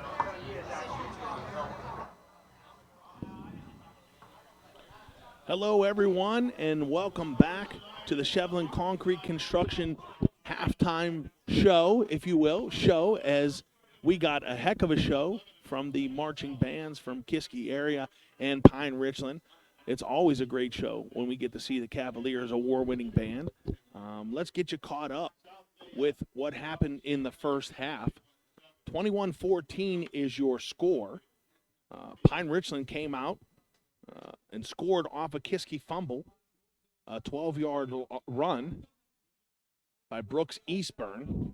That made the score 6-0. Extra point was no good. That first score came with 7:49 remaining in the opening quarter. Kiski area fumbled on their next possession, and that led to a defensive touchdown for Pine-Richland. The 2-point conversion was good, and the score was 14-0 with 1:43 remaining in the opening quarter. And just as it appeared that Pine-Richland had all the momentum and could potentially run away with the game, the Cavaliers, as we gave them tons of credit in the first half, would not go away. And they came back with 11:30 remaining in the second quarter as Brock Wilkins scored on a 1-yard run that was set up by a 30-yard scramble from Logan Johnson. Kiski area narrowed the advantage to 14-7, and then about 10 minutes later, C.J. Hepler scored from 4 yards out, and we had a tie ball game. So what turned out to be a 14-0 deficit was then a 14-14 tie. Yeah, and, we talked a lot about in the first half, how easy it would be to just roll over down 14-0, especially in the fashion that Kiski found themselves down those 2 scores. But after that fumble that they had near the goal line that Pine-Richland scooped and scored, it really seemed like something clicked with this Cavaliers team. And, they start with the ball here in the second half. Pine-Richland will kick it away at least. We've already seen one onside kick, I guess you could call it. Whenever Cody Dykes drilled the Pine-Richland player, like you said, seen it a few times this year. definitely a part of Dyke's arsenal. But, you never know. Maybe Pine-Richland will. So it appeared we were going to go into the half tied at 14 as Kiski area, his defense was putting some pressure on the Rams. What we thought was going to be a sack of the Rams quarterback turned into a horse collar penalty. And then on the very next play, Gochis for Pine-Richland, and I apologize, his first name escapes me, Alex Gochis, appeared to score from about 40 yards out. And the place went crazy with what looked to be Pine-Richland taking a 6-point lead. However, there was a taunting penalty, and Pine-Richland was pushed back to the 25-yard line. So Kiski can breathe a sigh of relief. It's 14-14, and all of a sudden, Gochis again strikes and gets Pine-Richland down to the 1-yard line. I talked to some Kiski coaches during the halftime, and there was some miscommunication on the coverage, what the defensive back should have done on the play, and the coaches were adamant that play should not have happened the way it happened. Very frustrated with the halftime score as Pine-Richland was able to put the final touchdown on the board, a 1-yard run by Palmieri, and that's where we are here to start the second half as Dom Danino falls on the kickoff around the 30-yard line. So as I was saying, in the first half, Coach Sam Albert is in the booth up here beside us in the coach's booth. Coach Graham is not at the game today, so Coach Sam Albert, I believe, is calling the plays down to his son Aaron, and he was very, very animated on that touchdown before half. So here we go to start the second half. Kiski trails by 7. Here's a handoff to C.J. Hepler. Hepler bounces off the pile and comes out of it to cross the 35-yard line and get up to the 37, make it the 36. Yeah, great job by Hepler on that run. You saw him following the center to start off with, and, he wasn't going anywhere. Quickly noticed and bounced it outside, picked up a decent gain, 5 yards on first down. But impressive running there by Hepler. 2nd and 4 from the 36-yard line. Here's a toss to Hepler. Hepler had to wait for the toss. Momentum was kind of stopped as the POW is pushed up to, say, the 37, 38-yard line. Pickup of a few. Yeah, first 2 carries here of the second half going to Chad Hepler. That time kind of tried the same thing he did on the first down run, but to a different level of success as Pine-Richland there to stuff it immediately. 3rd and 4. Ball spotted at the 36. Cavaliers must get just across the 40 for a first down. Here's Logan Johnson. Fakes the screen, now throws it to LeBrin Smith. LeBrin Smith makes a move and stretches the ball across the 40 up to the 41 and good enough for a first down. So great throw and catch by Johnson and Smith with the presence of mind to stretch the ball across and give Kiski a new set of downs. Yeah, great awareness by Smith, as you said there. He might have had the first down without stretching the ball out, but knowing where that first down marker is, wanted to make sure, and, hey, he picked him up a new set of downs. 3 wide receivers for the Cavaliers. And whistles before the play. It'll be false start against the Cavaliers.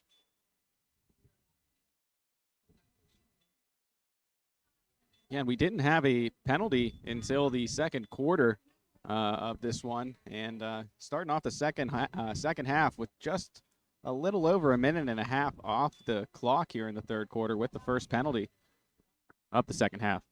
So the Cavs will be faced with a 1st and 15 now with the ball at the 35.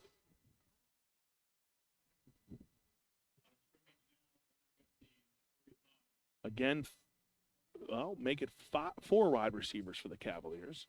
Now 5 as Dunmire goes in motion. Logan Johnson throws. He's got a wide open Dunmire. Dunmire across the 40, the 30, and wrestled out of bounds inside the 20-yard line.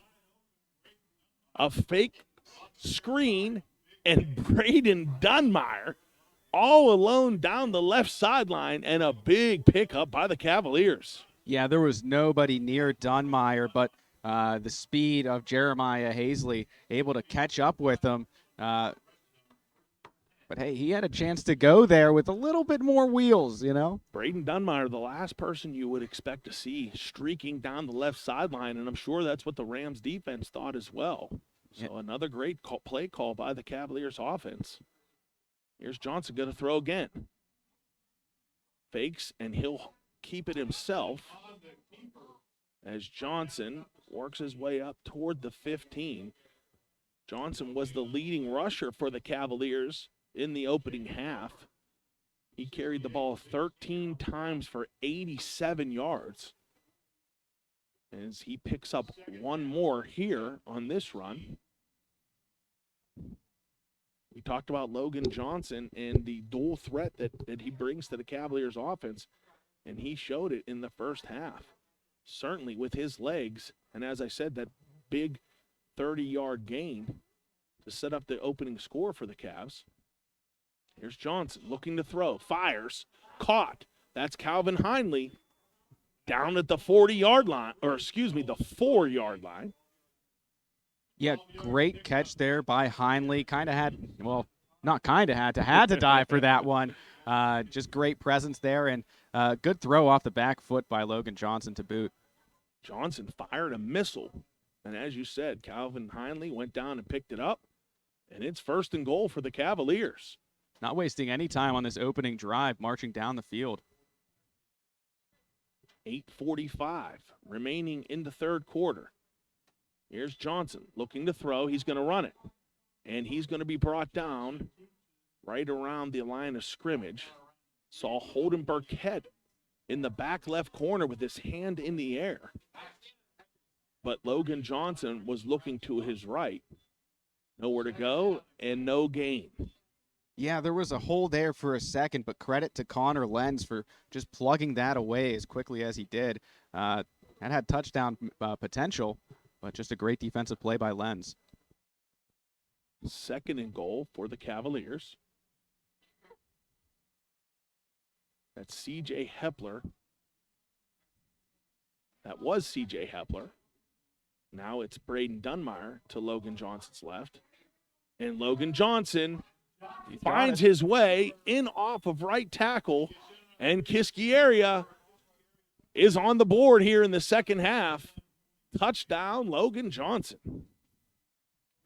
Yeah, great blocking by the offensive line for Kiski there, and Johnson just fighting forward. It looked like he was wrapped up right around the 2 or 3 yard line, and just powered his way through for 6. 7:50 remaining in the third quarter as Cody Dykes looks to tie this up at a 21, and indeed he does. The Cavaliers, again, let's give them credit, fought back from 14 down and now answered what was a big deflating touchdown in the closing seconds of the second quarter. They take the ball here on the opening possession in the second half and march 70-plus yards to tie the ball game. Yeah, only took 4 minutes and 10 seconds off the clock here at the start of the third quarter. A very efficient drive. We have said it several times before. This is not the same Kiski area team that Pine-Richland saw last year, as Kiski area again answers to tie this game at 21. I cannot get over the resiliency of the Cavaliers. And it may sound cliche, I may overhype it, but we're talking about 16, 17-year-old grown men. A lot of these guys were on the field when Kiski lost 58-14 last year. And it would have been so easy to hang your head trailing by 14 and then again trailing by 7 on a very, very deflating series of events right before half. But again, they answer, and again, we're tied. Here's Cody Dykes. Big bounce. Hits off the Pine-Richland player. That was number 13, Gianluca Aiello. And Aiello was fortunate to fall on the ball around the 34-yard line. So, again, there's one of those crazy onside kicks by Cody Dykes. Yeah, and you saw Aiello trying to get out of the way of the ball there, but it just found him, and he had no choice but to fall on top of it there. That big bounce was perfect. Like, as you said, as Aiello turned, that ball exploded up, hit him in the chest, and fortunately for Pine-Richland, Aiello was able to fall on it. Here's a handoff. That's Eastburn. And Eastburn is brought down. That's Coleman and McBride. Eastburn picks up about 4. Brings up second and a short 6.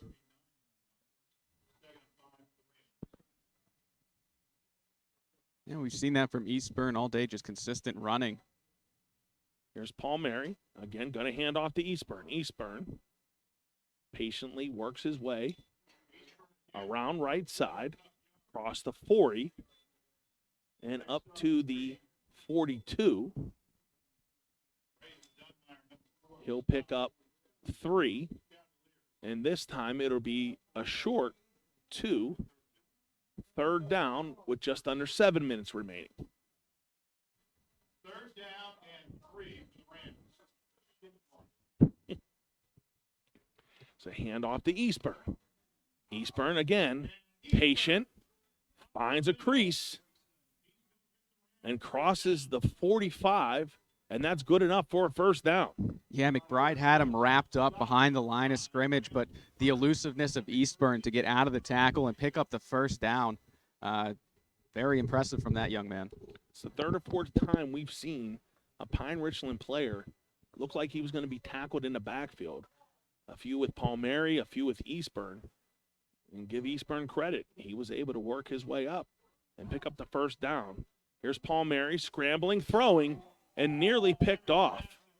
Isaiah Gonzalez, we've said his name a lot in coverage right there. A chance at an interception, diving for it, but just coming up just short. Not sure if that was the wrong route by a Pine-Richland player or just a bad throw by Palmieri. But as you said, Gonzalez was the nearest player. He's tried to dive and pick that one up. That'll bring up 2nd and 10. Here's a handoff to Eastburn. Eastburn going to try the left side. Spins out of a tackle, and he's brought down by Braden Dunmeyer around the 47-yard line. And I think on this drive, Dunmeyer's been in on just about every play that he's near. Another big-time tackle for the senior on that play. Nose of the ball at the 47. That'll bring up 3rd and 4. 5:30 remaining in the third quarter. There's Palmieri going to give it to Eastburn. And he's going to get brought down a few yards shy of the first down marker. That tackle made by Carter Diltz and I believe C.J. Hepler. Dunmeyer also diving in on that play too. He's got a nose for the football. As you said, he has been all around it on this drive. 4th and 3. Palmieri looking to the sideline.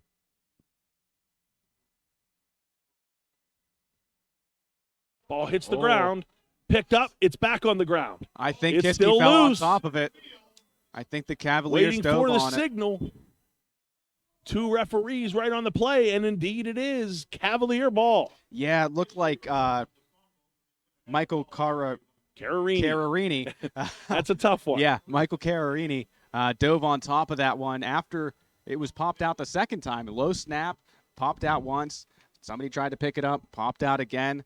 Cararini right there to scoop it up, and Cavaliers with the football once again here. Talk about not only a big fourth down stop, but another turnover in the column for the Cavaliers. 4:54 remaining in the third quarter. Big turnover, and the Cavaliers are near midfield. Here's Logan Johnson, Carter Diltz, and Diltz is going to be wrapped up. 4 green jerseys in on the stop. The first guy, I believe, was Brandon Ansel, but nowhere to run for Carter Diltz. Yeah, it looks like he even lost a yard on that play. Getting back to Michael Cararini in that fumble recovery. We said Cararini's name earlier in the game as he come up with some early stops on one of the first or second drives in the first half. And again, comes up with another big play for the Cavalier defense, who has been pretty solid throughout the evening. Cavaliers at the 48-yard line. Here's a toss to Hepler. Hepler going to try the the left side, and he's still on his feet across the 30 and brought down around the 25-yard line. Yeah, Hepler just able to bounce off tacklers as the Kiski area coaches fired up after that big-time run. It is so exciting to see Sam Albert on the field, screaming and yelling and getting his guys fired up. We get the treat to see him about 8 feet away from us here to the right. And as you said, very excited with that 24-yard run by C.J. Hepler. 1st and 10 for the Cavaliers. Here's Johnson. Looking right, now left. He's going to be brought down in the backfield. That tackle made by Max Heckert. Yeah, Heckert able to blow that play up immediately. And, we're so used to seeing Logan Johnson be able to evade that pressure and escape. But, hey, hats off to Heckert there, able to wrap him up. We've seen him break free of those shoestring tackles a couple of times. So, kind of a rare occasion there on that play. Big loss of about 8 yards. Pushes the Cavaliers back to the 33-yard line. 2nd and 18.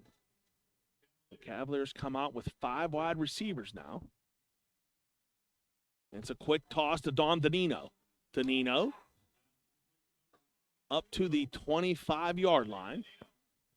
Yeah, that's a good spot by the officiating crew, too. He was diving forward, just got the ball across the original line of scrimmage there before his knee touched. So the Cavaliers pick up the 8 yards that was lost on the first down sack. Get back to the 25, and it'll bring up 3rd and 10. And before the game, we saw Cody Dykes warming up, kicking field goals right around this area, and I don't think I've seen him miss one. Yeah, I've seen Cody Dykes in several warm-ups. I've seen him in his own personal workouts. And I would say comfortably his yardage is 30 to 35, but certainly he has the leg to do in the 40s. So I wouldn't say it's a stretch to see him come out here.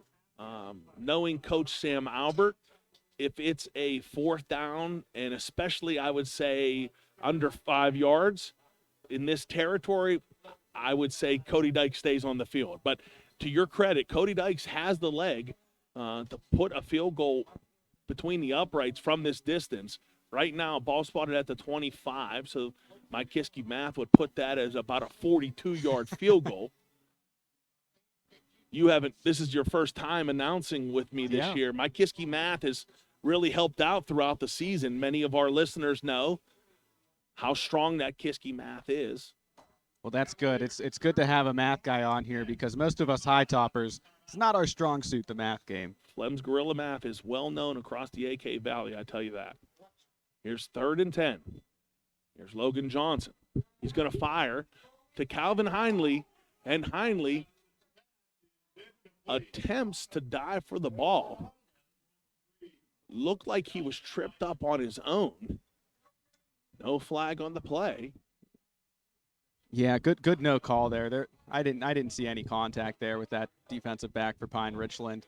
Just kind of looked like Heinley diving for it. Good no call. Good good officiating. And hey, look at who we got out here attempting the kick. That was Nico Clem on the coverage. And here we go. Cody Dykes will attempt that 42-yard field goal we talked about. This would be his longest of the season. The Oh, kick that's is got up. the leg. It's got the leg. Oh, and man. it is good. What a boot. Cody Dykes, that ball would have been good from 52. Nails the 42-yarder to give the Cavaliers a 3-point lead. Yeah, and that kick straight as an arrow, too, to your credit. That one could have gone 50 yards. Geez, Cody Dykes, hats off to him. We've seen some good punts out of him tonight, some good kickoffs as well. Probably, if not one of the best kickers and punters in Western Pennsylvania. My son is also a kicker, and I have been blessed to watch Cody Dykes for the past 3 years in many warm-ups, many workouts.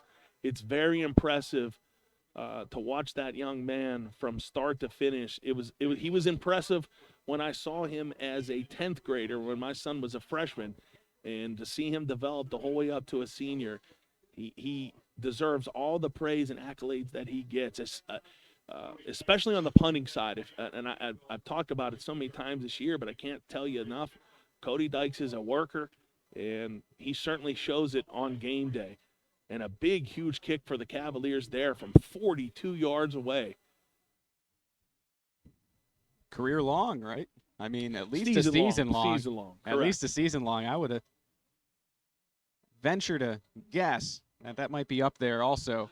Yeah, that's a long memory that I would have to go through, but he's made some big kicks in his career, and that one's going to rank right up there depending on how this game finishes. Another bouncing kick, picked up at the 25-yard line. That was Brandon Ansel for the Rams. Ansel able to get up to about the 32-yard line. Checking my notes here, that is Kiski's first lead of the night. 24-21. Yeah, they were able to tie it up at 14 in the first half. Then on their opening drive, taking it down and tying it at 21. First lead of the night's got to feel pretty good for a visiting team.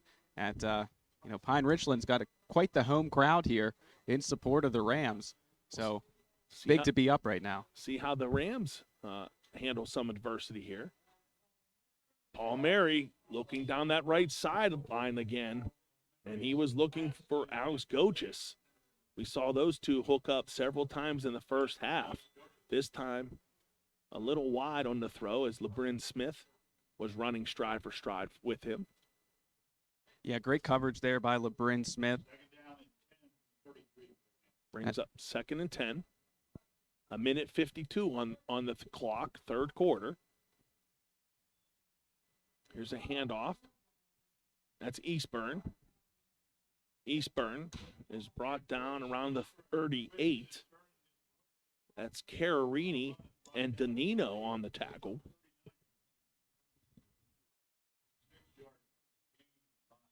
Nose of the ball up to the 39. Yeah, sorry, No, Mark, that's didn't mean fine. to cut you off there. Yeah, that's a big-time run there by Eastburn, taking it from a potential 3rd down and long to now 3rd and 4, very much so more manageable. Clock with just over a minute to go. Here's Paul Mary. Going to hand off this time to a new ball carrier. That's 44, Ethan Pillar. Check that. That's Pillar, Ethan Pillar. And Pillar nears the first down marker. The nose of the ball looks to be touching the marker. They're gonna And move. they are going to move the sticks. So Pillar picks up the 4 needed to give the Rams a new set of downs. There's a run. Quarterback keeper. And that's Paul Mary still on his feet as he gets brought down around midfield, and a flag comes in late on the far side just as Paul Mary was being wrapped up. Yeah, not sure how Paul Mary was able to bust it out to the far sideline there. It looked like he was swarmed on immediately. But a nice run for Pine-Richland pointing towards the Cavaliers. And indeed, it is against Kiski area. Face mask on the end of the run. So the penalty will push the Rams across midfield into Cavaliers territory at the 46-yard line. 1st and 10 with 42 seconds to go in the third quarter. Here's Paul Mary with Pillar to his left. Paul Mary's looking, firing, and it's incomplete. Ball falls well short of an intended receiver, Luke Rudolph. Yeah, Rudolph with a couple of Cavaliers around him, but he definitely had space to bring that ball in. Just a little underthrown there by Paul Mary. It's the first time we mentioned Rudolph's name tonight. As you said, he had some room there, but ball fell well short, so it'll be 2nd and 10 from the 46. 30 seconds to go in the third quarter. Here's Paul Mary looking left.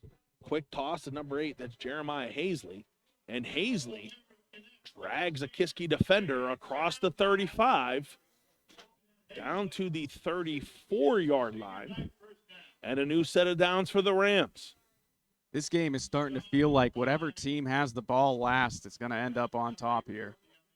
We talked about both teams needing this game to stay in the postseason hunt, and both teams are playing like that. Neither team backing down, as you said, back and forth. And that should be the final play of the third quarter. Game clock hits zeros. Clapping hands by head coach Sam Albert as his Cavaliers lead 24-21. We'll take a quick break, and we'll get set for an exciting fourth quarter. You're listening to the High Top Sports Network.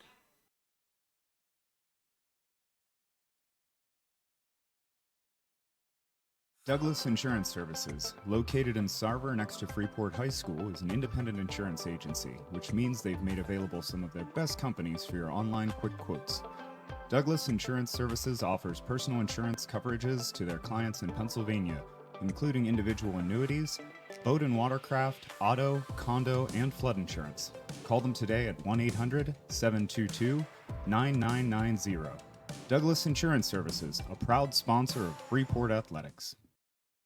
With over 40 years of experience, the fine folks at Steffi's Country Catering in Adrian can provide you with several scrumptious options for your next family gathering, corporate event, or tailgate.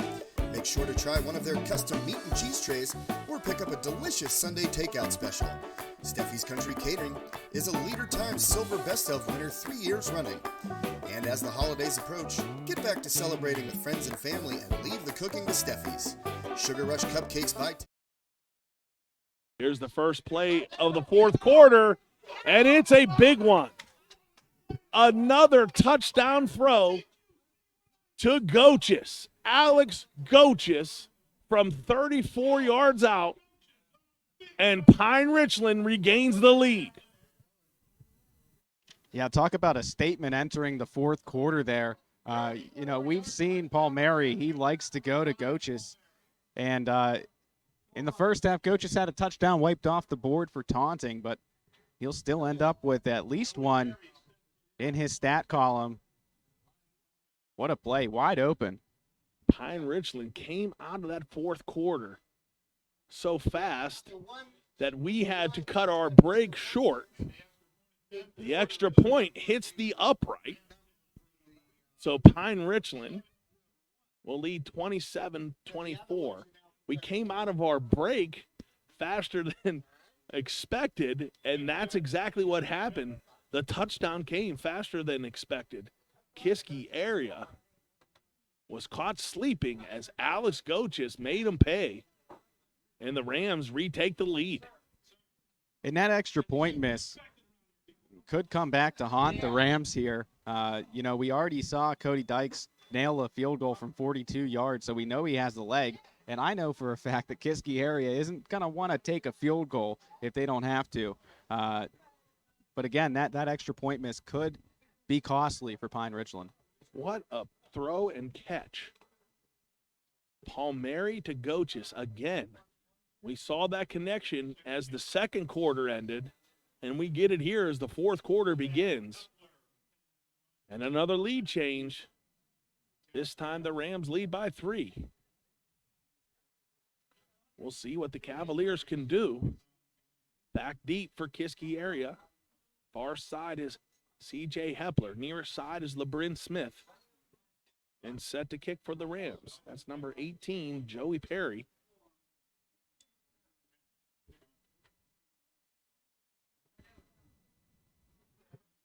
Seven seconds into the fourth quarter. That's how fast it happened. As this kick bounces just into the end zone. I thought it was going to stop there for a second, Mark. It took a very Pine-Richland friendly bounce there at the end. It was bouncing toward the end zone, and to your point, right around the 1 yard line, it took a quick left. Fortunately for the Cavaliers, it then went forward or backwards, however you want to say, forward into the end zone. And the Cavaliers will take over from the 20-yard line. Fortunate bounce for Kiski as the Rams' kickoff coverage was bearing down on LeBrin Smith there.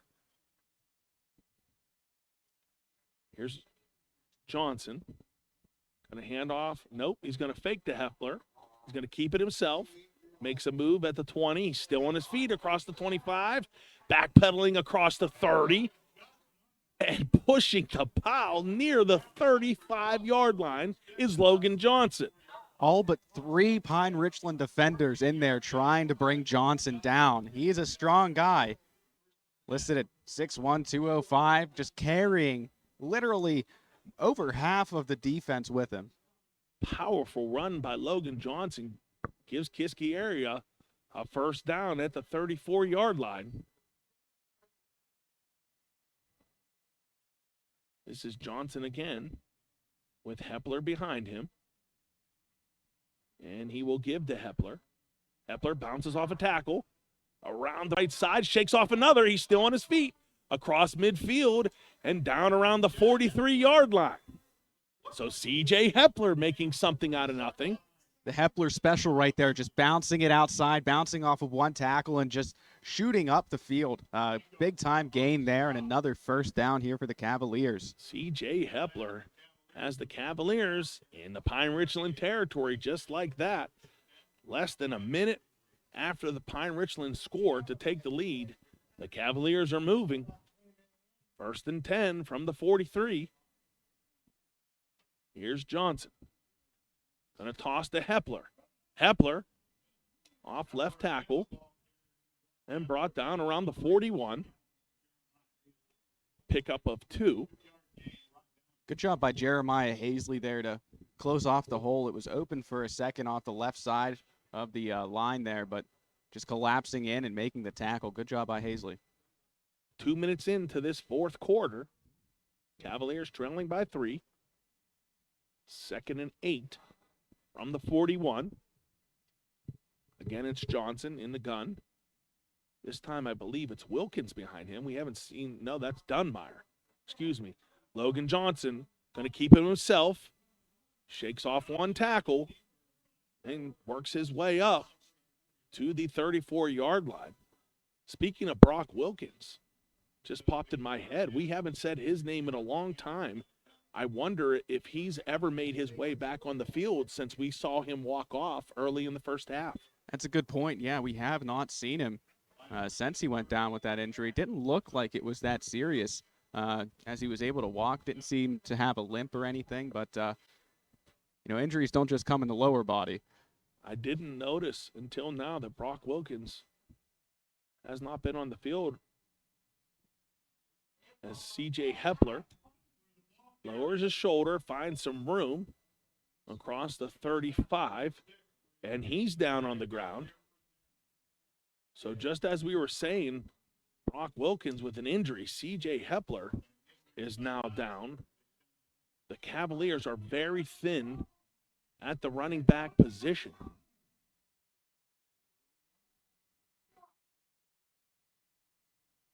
You can hear across the room here, Pine-Richland their coaching staff thought that there was a fumble on that last play.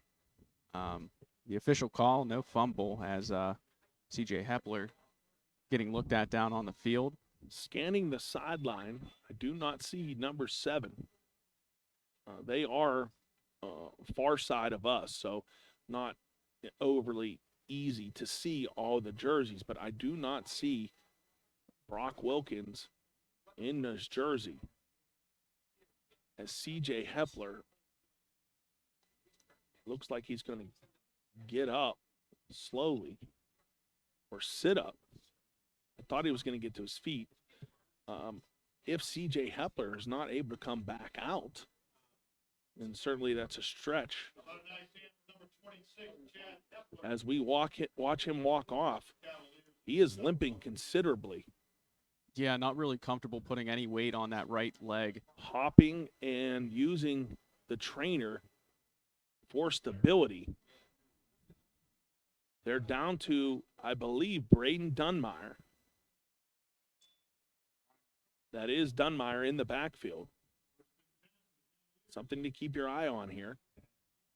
Fake pass. Logan Johnson finds LeBrin Smith. LeBrin Smith slams on the brakes, makes a move, and he's inside the 10-yard line. Another great throw and catch. LeBrin Smith from Logan Johnson. Boy, you talk about stopping on a dime. LeBrin Smith able to just stop all that forward momentum in an instant, make one man miss, and pick up a couple more yards after the catch. What a play. Gotta love how Logan Johnson uses his shoulders to fake the throw, freeze those defenders. We saw him do it several times throughout the game, and he did it there again as LeBrin Smith wide open on the left sideline, and Kiski has a 1st and goal from the 9. Yeah, in the second half here, Kiski's offense really has been unimpeded. That's LeBrin Smith in motion. 3 wide receivers on the far side. That's where Logan Johnson's looking. He's scrambling. He's going to throw. The ball is thrown up for grabs, and it's incomplete. Talk about dodging a bullet there. That was an ill-advised throw by Johnson. He felt the pressure and just chucked it up. I thought he was trying to throw it out of bounds there, but left it in bounds and nearly a big, costly turnover. So we said it, I believe, last week or 2 weeks ago. It's our job to critique the plays. And as much as I gave Logan Johnson credit for his maturity, you got to scratch your head on that throw there. Again, if he was throwing it out of bounds, it was not near the sideline. And Kiski, very fortunate that it was not picked off. 2nd and goal from the 9. Here's Johnson going to throw again. This time to his right. The Kiski receiver looked to be hit before he went up for the pass. No flag on the play. Yeah, Calvin Heinley definitely thought that there should be a flag called there. It looked like he still nearly came down with it. The Kiski receiver appeared to be hit as the ball was approaching him, but it fell incomplete. No call. 3rd and goal from the 9. 7:59 remaining in the ball game. One wide receiver far side. That's Heinley. Danino and Smith in the slot. Johnson looking. And this is going to be an enormous sack as Logan Johnson is brought down around the 27-yard line.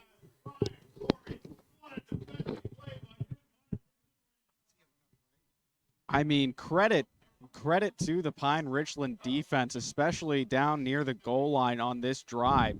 They've just been shutting everything down, and now a big-time loss. Now, we can see Cody Dykes come out here, and the last field goal he kicked from about 42 out looked like he had the leg for about 50 on it. So he'll line up for another one here, Mark. This is going to be of similar distance, around 42, as the ball is spotted at the 24. The kick is up. And again, it's good. Cody Dykes again from 42 yards, and the game is tied. Cody Dykes channeling his inner Vinatieri, just clutch kick after clutch kick in the second half, and we got ourselves another tie game. Third tie of the night here. Tied at 14, tied at 21, now tied all again at 27. So what could have been a game-changing sack. Kiski area had a 1st and goal from the 9. Logan Johnson was sacked for about 16 yards on that play, which made that field goal about 42 yards. But Cody Dykes, like it was an extra point, kicked it through, and the Cavaliers have tied it up. And I mean, talk about a benefit that a lot of high school teams don't have. A kicker that can go out there and hit you not one, but 2 40-plus yard field goals with a lot more room to give, too. You know, the way he's kicking tonight, I think he could easily knock down a 50-yarder. Absolutely. And you called it on the last Pine-Richland touchdown. That extra point that banged off the upright could be costly. And so far right now it is, as what would have been a 1-point deficit for the Cavaliers is now a tie ball game. 27-27 with 7:20 remaining. Here's Dykes, set to kick.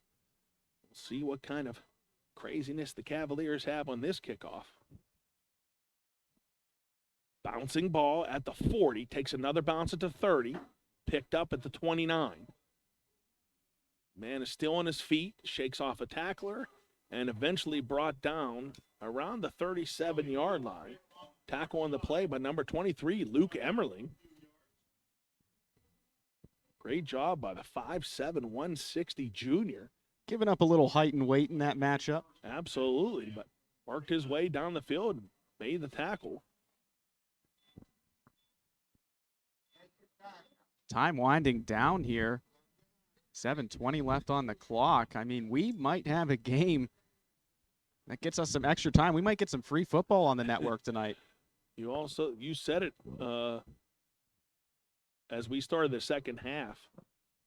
He who has the ball last may win, and that's what it's shaping up to right now. Palmieri looking to throw, avoids a tackle, avoids another, and smartly throws it out of bounds. Heavily pressured by several Cavaliers. Last one was Carter Diltz. Yeah, and almost immediately after dropping back, he was just under pressure. Second down from the 39-yard line. That's Palmieri in the gun. And Kiski is going to be flagged. Yeah, that's the second time Palmieri's been able to get the defense to encroach. The hard count doing work there. You know, it's easier said than done here in the booth, but Palmieri has done that all night long where he claps and turns to the sideline. And that's the second time that Kiski's been flagged for, but it's the third or fourth time that Kiski has flinched on it. Again, it's easier said than done up here, but here's a handoff. Finds his way up the middle. And that's Brooks Eastburn again. Eastburn brought down around the 45-yard line. I say again because he was off the field for a bit. We saw Ethan Pillar for a few plays. Eastburn back in, picking up a first down. And here's Eastburn again.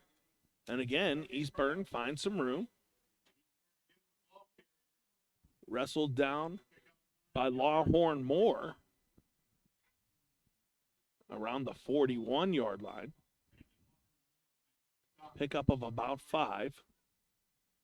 Yeah, and you look at Eastburn, listed at 5'10", 165. Not the biggest guy out there, but certainly fearless to go between the tackles. Yeah, and looking him, again, you know, for farther up, but he doesn't look that small when he's running. And certainly he's been packing a punch as he's pushed out of bounds there around the 31. And again, enough for a first down. Brooks Eastburn with a big pickup.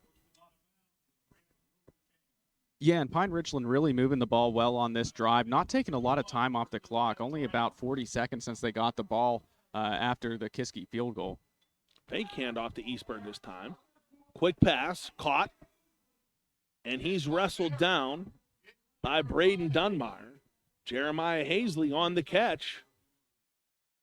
Hazley picks up about 13, make it 8. And the Rams are moving deeper into Cavalier territory, as you said, wasting no time. Here's Eastburn. Eastburn works his way up to the 17-yard line, and that's good enough for a first down. Yeah, and this drive and really the game and as a whole, Pine-Richland just getting consistent yardage on the ground, 5 yards, 6 yards, 4 yards. That'll wear you down after a while. Here's Palmieri rolling left, looking patiently, and he's going to be thrown down by number 72. That's Sam Coleman. Yeah, there's flag down on the field here, Mark. Flag came in very late. That would lead me to believe it could be a face mask. I don't see any signal from the referees, nor do I see anything from the players. I saw some Pine-Richland players kind of throw their hands up in what looked like a frustration, so it might actually be on the Rams. Unsportsmanlike conduct against Pine-Richland. As we said, that flag came in very, very late. And obviously something must have been said or some shenanigans at the bottom of that pile. But a costly penalty pushes the Rams back to the 34-yard line. Yeah, the unsportsmanlike call. Tough to see from up here in the booth. Second and a very long. Here's a fake handoff to Eastburn. Palmieri gonna let loose in the end zone, and it's incomplete. There was a collision in the end zone by Gochis and LeBrin Smith.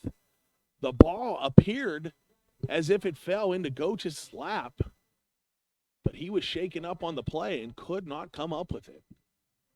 Yeah, he's still down in the end zone there, but you're right, Gochis. He had it for a second, but the impact with LeBrin Smith forced that ball out. Timeout on the field, injury timeout. So let's take a quick one as we get set for the final 5 minutes. You're listening to the High Top Sports Network.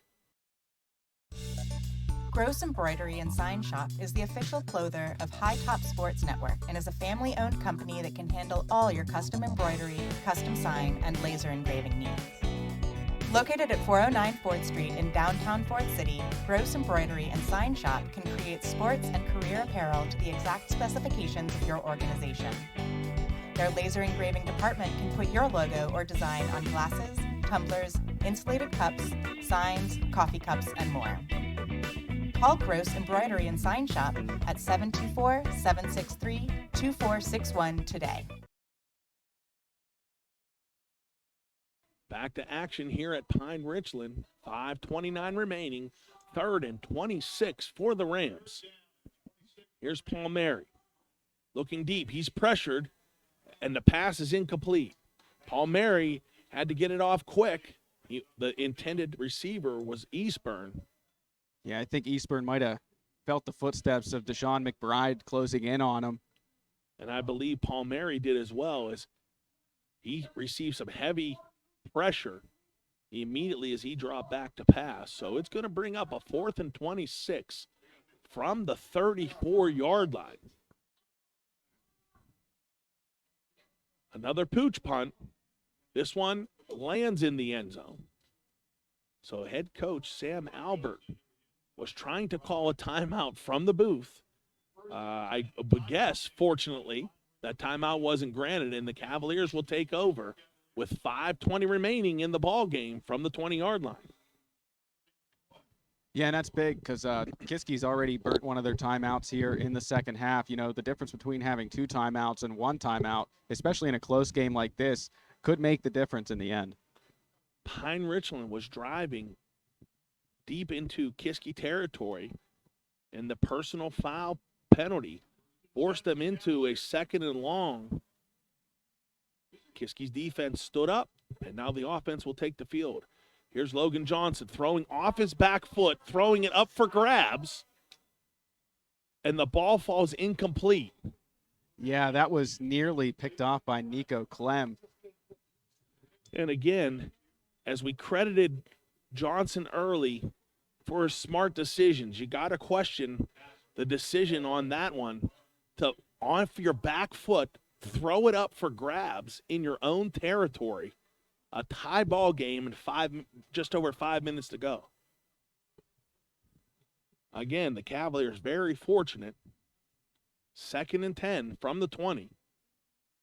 Here's Johnson going to hand off to Hepler, and Hepler is going to be hit and brought down in the backfield by Jeremiah Hazley. Well, hey, it's good to see C.J. Hepler back out onto the field so quickly. He looked pretty banged up on that play where he got injured, but right back at it on the next offensive drive. You got to love to see that grit. Hepler, Coleman, and Diltz leave the field as Kiski is faced with a 3rd and 11. On the far side is LeBrin Smith, Calvin Heinley, and Dom Danino. Here's Logan Johnson. Logan Johnson going to try to run, and he's going to fail. Big number 68, that's Jacob Domer. And Domer comes up big for the Rams.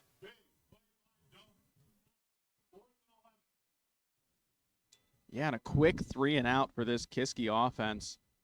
I mean, credit to the Pine-Richland defense. Incredibly quick as Kiski took over with just over 5 minutes on the clock, and we just hit the 4-minute mark. So 3 plays in just over a minute, and Pine-Richland is going to have tremendous field position as we approach the end of the ball game. Here's a line drive kick by Dykes, fielded at the 49. That's number 1, Andrew Mellis, and Mellis works his way up to the 45. That's where Pine-Richland will take over with 3:42 on the clock. Yeah, and if I'm not mistaken, I think that was the first time that Pine-Richland had a chance to run with the ball after the punt. 1st and 10 for the Rams. Tie ball game, 27-all, 3:42 in the game. Winner of this game keeps their postseason hopes alive.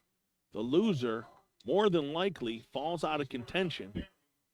Some extracurricular activities on the near sideline between LeBrin Smith and Alex Gochis as the Rams pick up 6.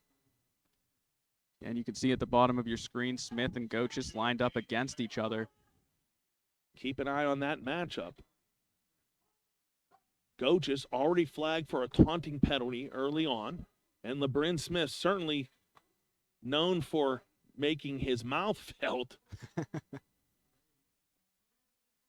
Pass is complete to number 8, Jeremiah Hazley, and Hazley picks up around 10. Ball is spotted at the 31, so we'll call it a pickup of 9. New set of downs for Pine-Richland, 3 minutes to go. 1st and 10 for the Rams. Here's a handoff. Eastburn. Eastburn up the middle, across the 30, and down around the 28-yard line. Good tackle there by Coleman for Kiski, allowing just a couple yards on that rush. Pine-Richland has 3 timeouts. Kiski area has 2. We are tied at 27 as the clock ticks down under 2 minutes and 30 seconds to go. Play clock is at 15.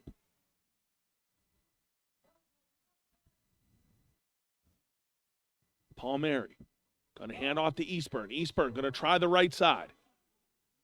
Cross the 25, cross the 20. He's still on his feet, and Eastburn will walk into the end zone. 29-yard run by Brooks Eastburn.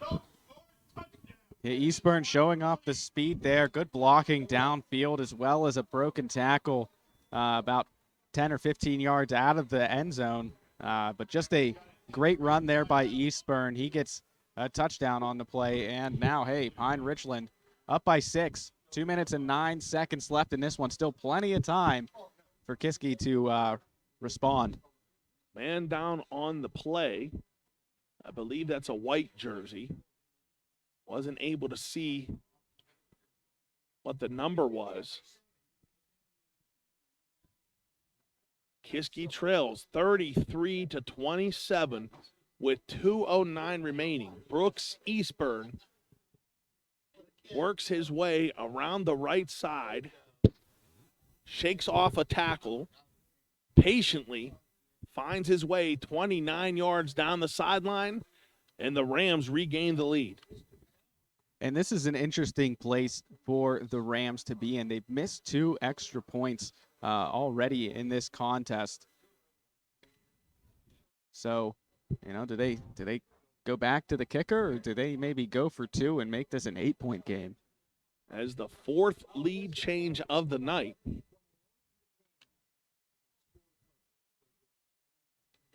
As Pine-Richland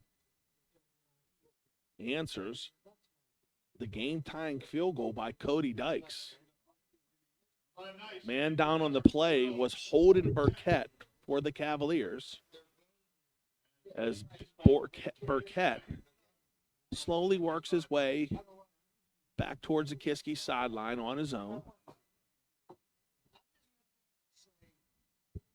The Cavaliers defense comes out on the field.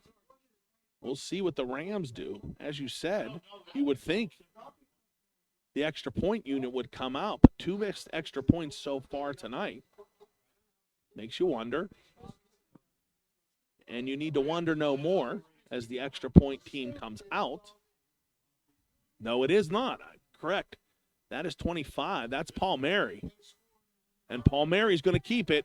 And Paul Mary is going to be stopped. Paul Mary is stood up at the 1-yard line by Braden Dunmire.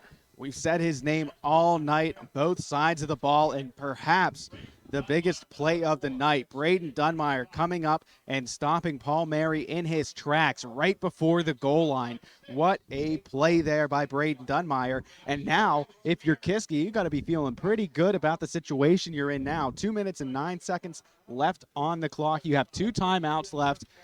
Hey, I said it before, whoever gets the ball last, this is that type of game. What a stop. It looked like Paul Mary had some room, but Braden Dunmire exploded from his linebacker position, and Paul Mary was hit just shy of the goal line and brought down to keep this a 6-point game. Yeah, Braden Dunmire with about 65 pounds on the junior quarterback, Ryan Paul Mary. So, he needed every bit of that weight to stop him in his tracks there. You mentioned Braden Dunmire, our interview of the week on the High Top Sports Network. You can check that out on our website.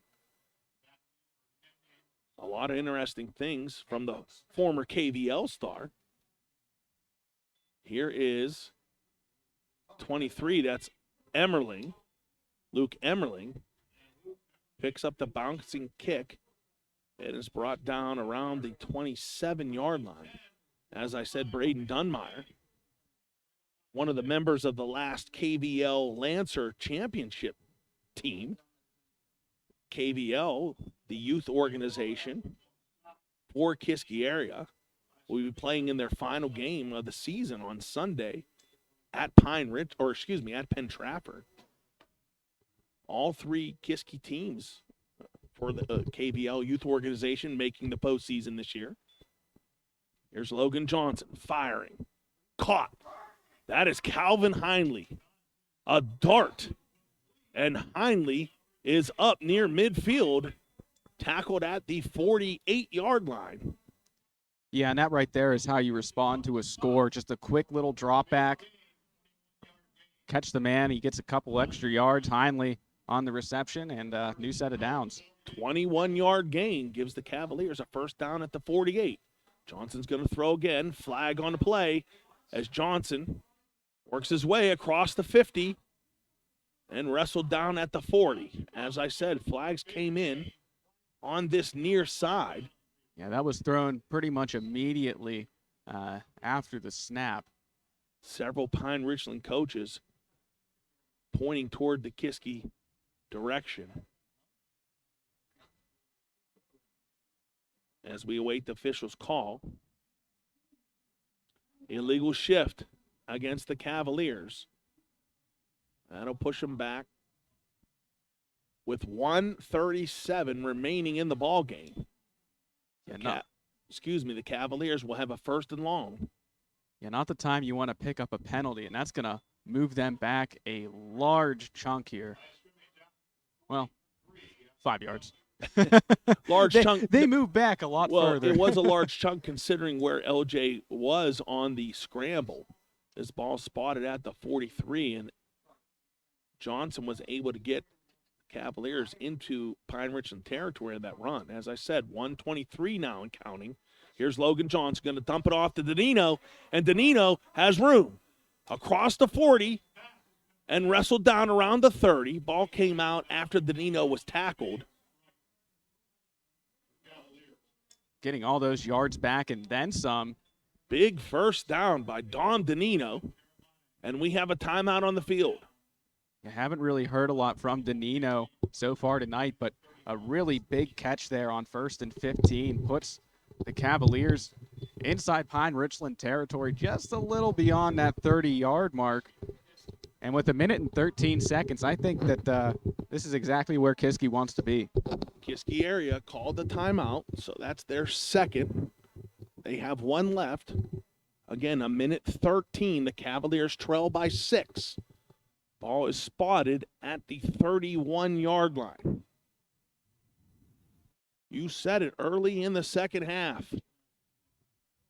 And indeed, it may come true. Whichever team has this ball last could be the winner, as the Cavaliers are trailing by 6. But they are moving into Rams territory. 1st and 10. Cavaliers, 4 wide receivers. Here's Johnson. Bobbles the snap. And it's wrestled away from Braden Dunmeyer. The ball goes to the Rams. Wow.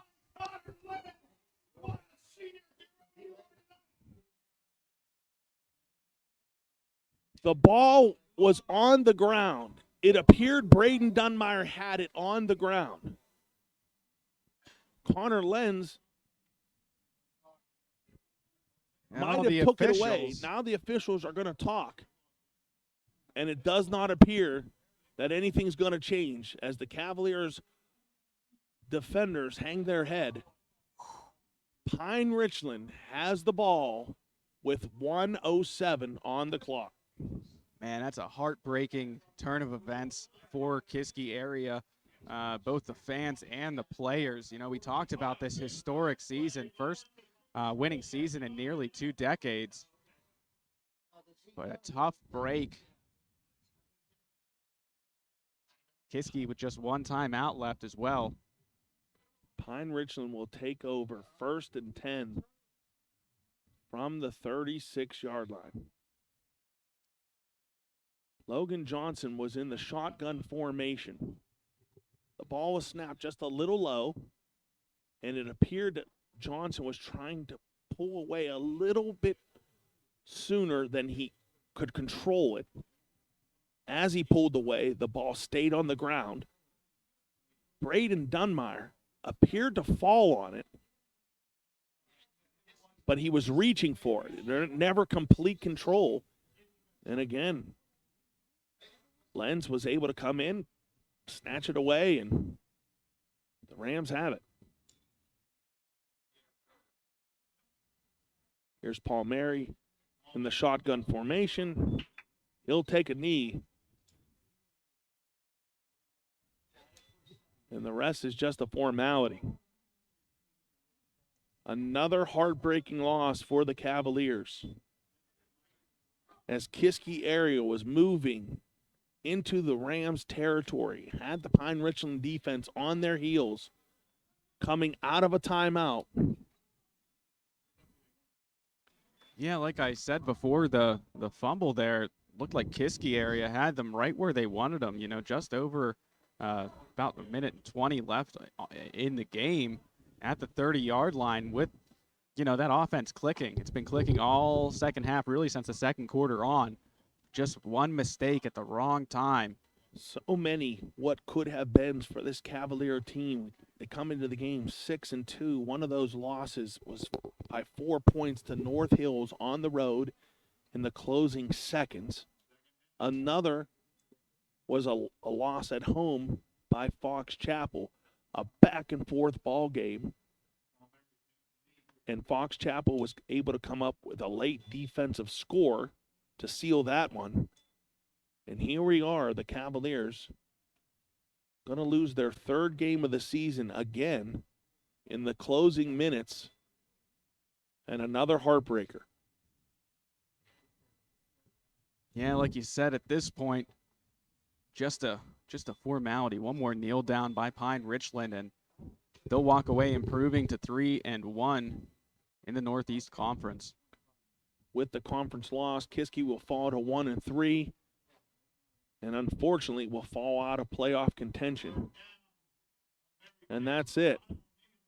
The Rams take the final knee, and on senior night, the Rams are able to escape with a 33-27 victory. Well, the fans in attendance and everybody tuning in here on High Top Sports Network sure got a show tonight. You hate to see it end that way,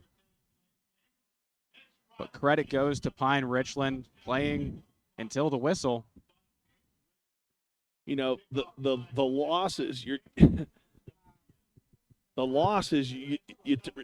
I'm a card player. I don't know if you play cards. I dabble a little bit. But they say you remember your bad beats more than your big wins. Yeah, and that's true. Not to say this was a bad beat because Kiski was trailing, but certainly not the way you want to finish a game.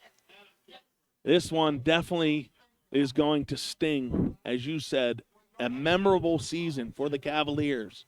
6-3, but some costly conference losses, and the Cavaliers will be faced with a season finale game at home versus Penn Hills next week. Let's take a quick break as we get set to wrap up the post-game show. We'll take a quick break, and we'll come back and wrap up this one. You're listening to the home of Cavalier football, High Top Sports Network. Protecting the things you love and how you do so is among the most important decisions you'll ever have to make. TGIF Solutions can provide you with the peace of mind by supplying answers to all of your insurance needs, whether it be home, auto, business, life, or farm coverage. Contact the team at the Shellhammer Atwood Agency today in West Katanning to be sure that you, your loved ones, and the things that matter most stay safe when it matters the most. TGIF Solutions, insurance for what matters.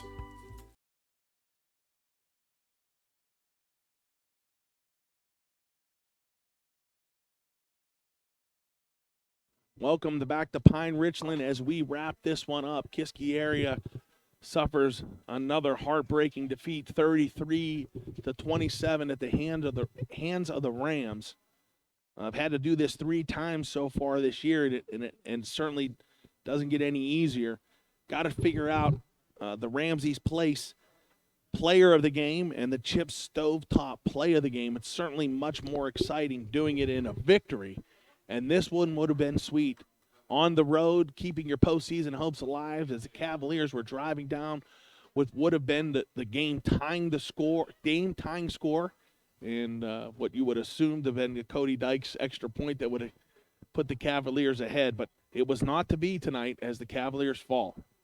Yeah, just what a great game. I can't say that enough. And Kiski to battle back from falling behind by 2 scores in the first quarter and battle all the way back and really in the driver's seat on that last drive because they were moving the ball. It felt like, I said it a million times, I'll say it again, whoever had the ball last was going to win, but a big defensive play by by Pine-Richland, and in particular Connor Lenz, to come away with that ball and wrestle it away from Braden Dunmeyer.